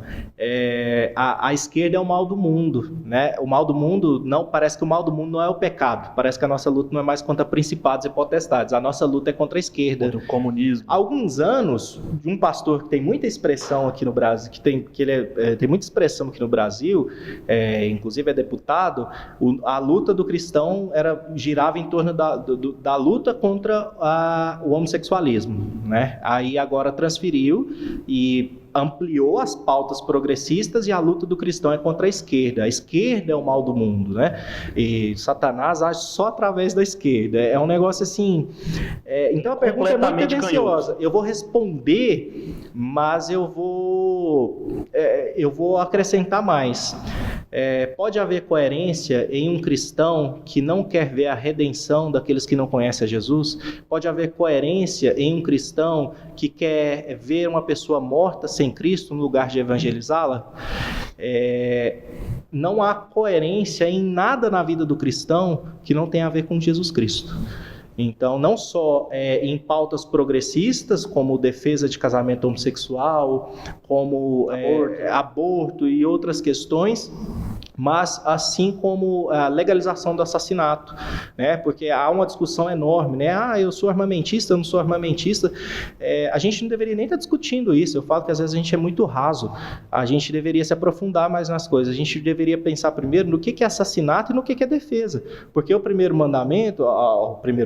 porque o mandamento não matarás... Sexto mandamento. O sexto mandamento porque o sexto mandamento, não matarás, na verdade, se ele fosse melhor traduzido, não assassinarás, né?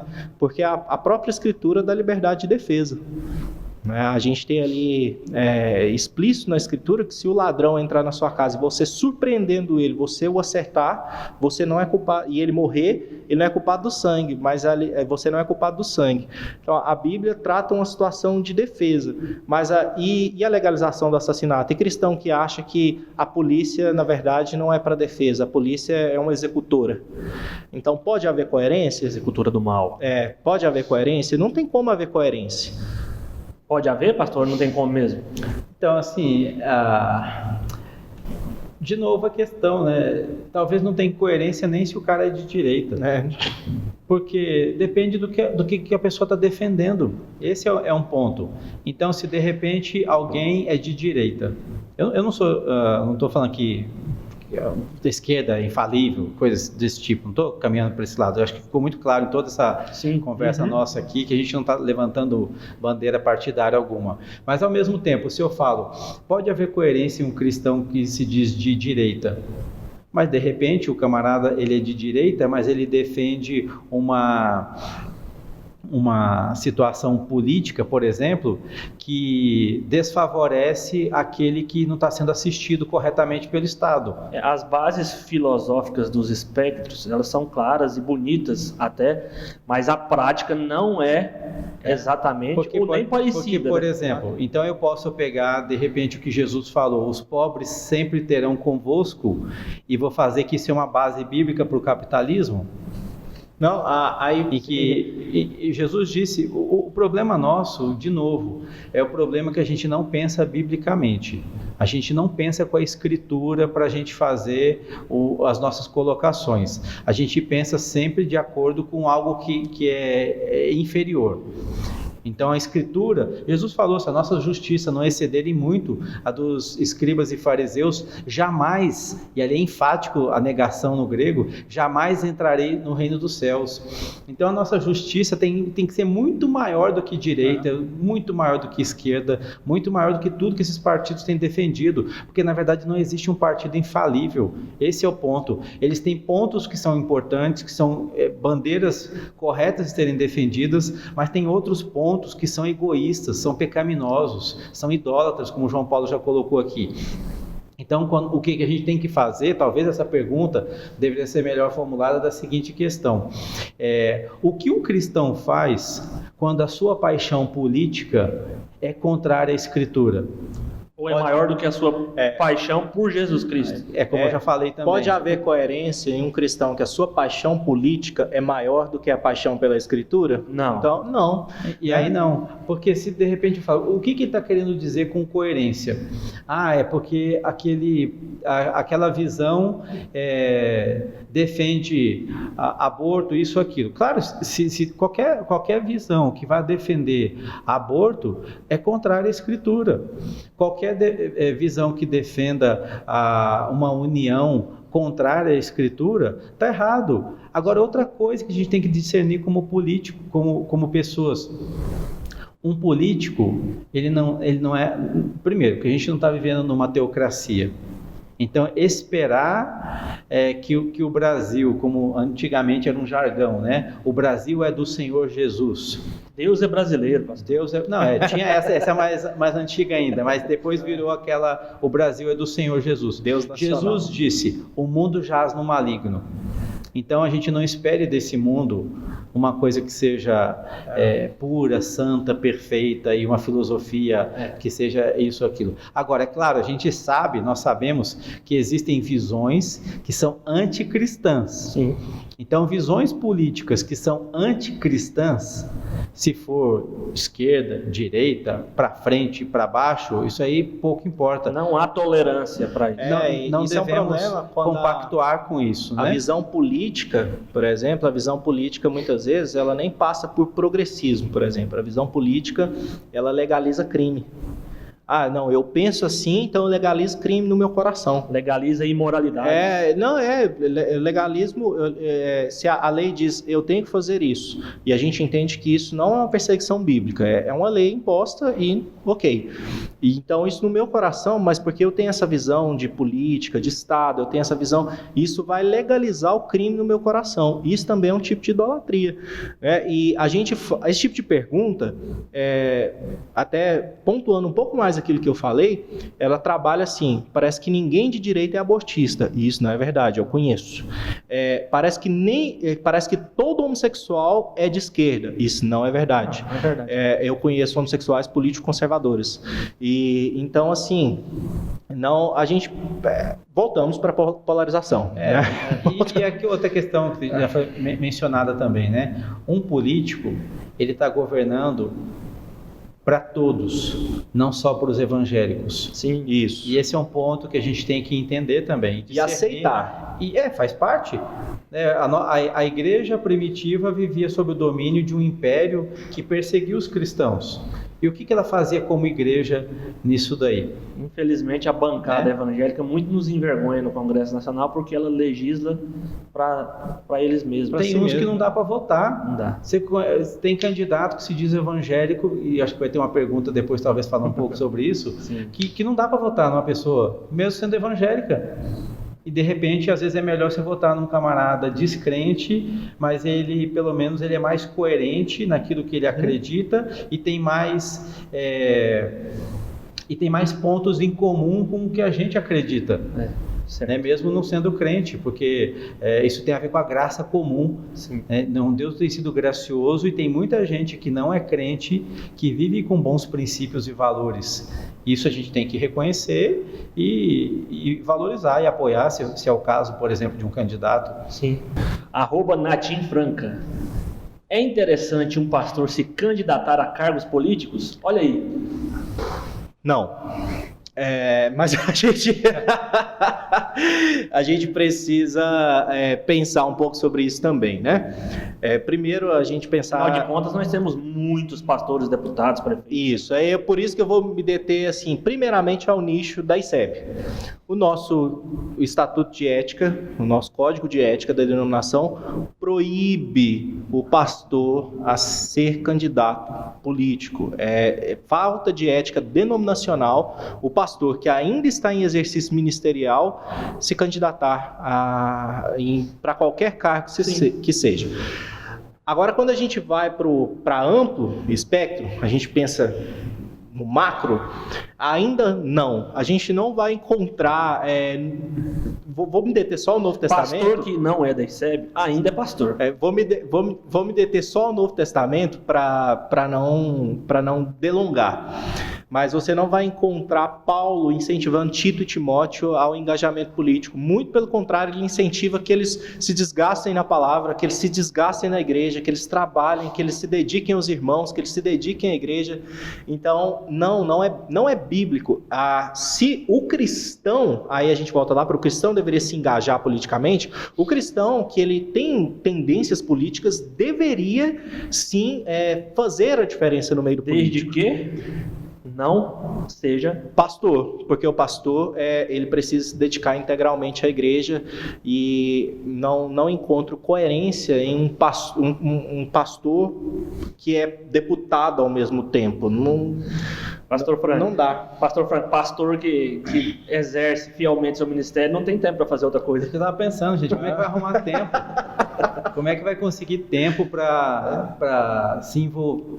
Paulo fala com relação a Timóteo, né, da gente, o soldado em exercício, né, ele não consegue se envolver em negócios terrenos porque o seu objetivo é satisfazer aquele que o arregimentou. Então, se a gente se entende arregimentado por Deus para ser pastor, a gente tem que se envolver no ministério pastoral, não tem uma outra atividade, no nosso caso, que seja mais elevada do que o exercício do ministério pastoral. É você trocar, nesse sentido, a sua primogenitura espiritual por um prato de lentilhas, porque eu sei, aquilo que o João Paulo falou, é importante termos bons cristãos no meio político, e a Bíblia menciona bons cristãos no contexto político, né? Por exemplo, então já foi falado de Daniel, de Neemias, José no Egito, que se envolveu. Nenhum deles era sacerdote ou pastor. E fez diferença e foi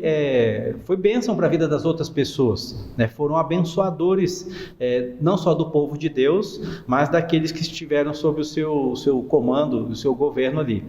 Agora, pode acontecer de alguma pessoa que ela entrou para o ministério e fez um seminário, depois entrou para o ministério pastoral, e ele se entende que, poxa, não é muito bem isso. Não sou vocacionado. Não sou vocacionado para o ministério, e eu acho que eu posso contribuir numa causa política e tal.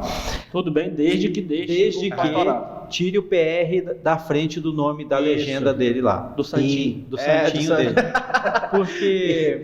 Porque aí mistura as coisas, de novo. A gente pastor fulano, não dá, né? Tem um pastor aí agora pastor que fulano, ele é bastante conservador. E outros nomes, títulos eclesiásticos que queira dar. Né? Tem um pastor brasiliense aí agora que ele é bastante conservador, ele luta contra causas assim, morais e tudo mais. E agora ele vai sair candidato a deputado lá do distrito. E aí ele abriu uma caixinha de perguntas e ele defende que ele vai tentar projetos de lei. Aí eu acho que isso é até um pouco perigoso, porque a fala dele é que ele vai ser pastor na Câmara.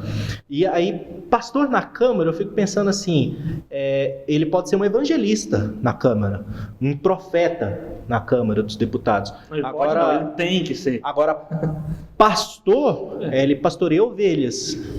E ali, meu amigo... Tá cheio de roubo. Então, assim, essa é a fala dele. E aí eu questionei numa dessas caixinhas de perguntas, ele é bem acessível, assim, apesar de muito conhecido. Eu questionei. O projeto político dele é que pastores estelionatários, que a gente sabe que tem demais, não são pastores, né, mas por falta de uma expressão melhor, esses ladrões estelionatários, eles vão ser condenados e tudo mais tal. E o meu questionamento você não acha que uma lei dessas, porque lei é assim, o deputado vai fazer o projeto de lei, vai passar pela Câmara, pelo Senado, todo o trâmite que hoje a gente conhece bem, né? Porque agora o brasileiro sabe como as coisas acontecem. Vai passar, e depois que a lei for promulgada, acabou. A interpretação dessa lei não pertence mais ao povo. Essa interpretação de lei não pertence mais ao deputado que a planejou. Essa interpretação de lei pertence aos tribunais e aos advogados e aos juristas. E se os tribunais entenderem que uma declaração minha, por exemplo, Cristo voltará, e se ele não voltar, isso é crime, é estelionatário, eu estou iludindo as pessoas, isso vai pegar inclusive as igrejas conservadoras e as igrejas sérias, as igrejas realmente cristãs. Então isso é até um pouco perigoso, a gente tem que pensar um pouco sobre isso e sobre como a gente vai conduzir isso. Cristo voltará, estou afirmando, nós estamos. Quando? Não sabemos. Ele mesmo disse, né? Então. Próxima, @israel.r.m, Israel Ramos de Mendonça, pastor Israel, um abraço para ele. Pode um pastor indicar um candidato para a congregação votar? Pode um pastor usar o púlpito e falar, vote em fulano? Não, mas a gente também precisa discutir essa questão. Vou dar a fala ao pastor Frank nessa, para ele falar primeiro, depois a gente... De novo, volta aquela questão da gente fechar a questão com alguém, né? Estou fechado com fulano. Primeiro que o seguinte, você falou a questão do púlpito, né?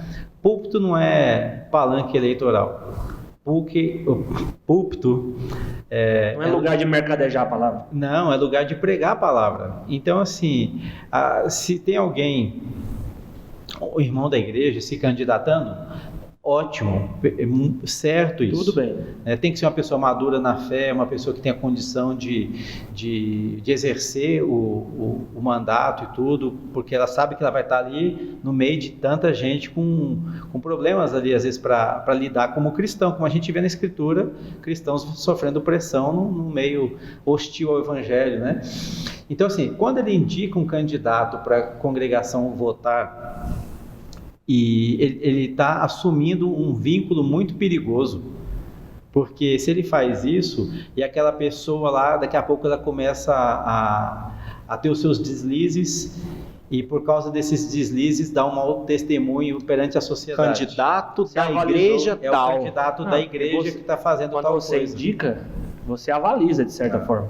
Não, de certa forma, não, é avalizar completamente. Você vai ter que dar conta dele. Eu tenho um amigo pastor, que é uma pessoa que eu respeito muito, ele fala que a nossa eclesiologia, ela vai afetar quase tudo que nós fazemos, não tem jeito. E por causa a gente perdeu visão de culto, por exemplo.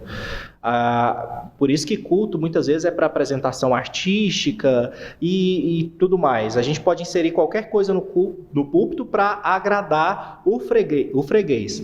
Então, assim, isso inclui partidos políticos, isso inclui candidatos.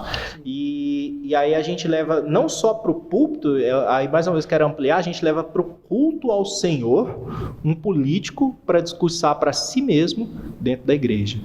E o pastor ele não deveria indicar, eu acredito que o pastor ele deveria ensinar princípios para aqueles que ele lidera, para aqueles que ele foi chamado a conduzir. Princípios para um voto consciente. Exato. Aqui a gente teve um caso na última eleição municipal, que nós tivemos um candidato aqui que foi alvo de vários escândalos, alguns provados, outros não, rombos na prefeitura e tudo mais. Pastor, não pode votar nele porque ele é de esquerda. Eu falei, não pode votar nele porque ele é bandido.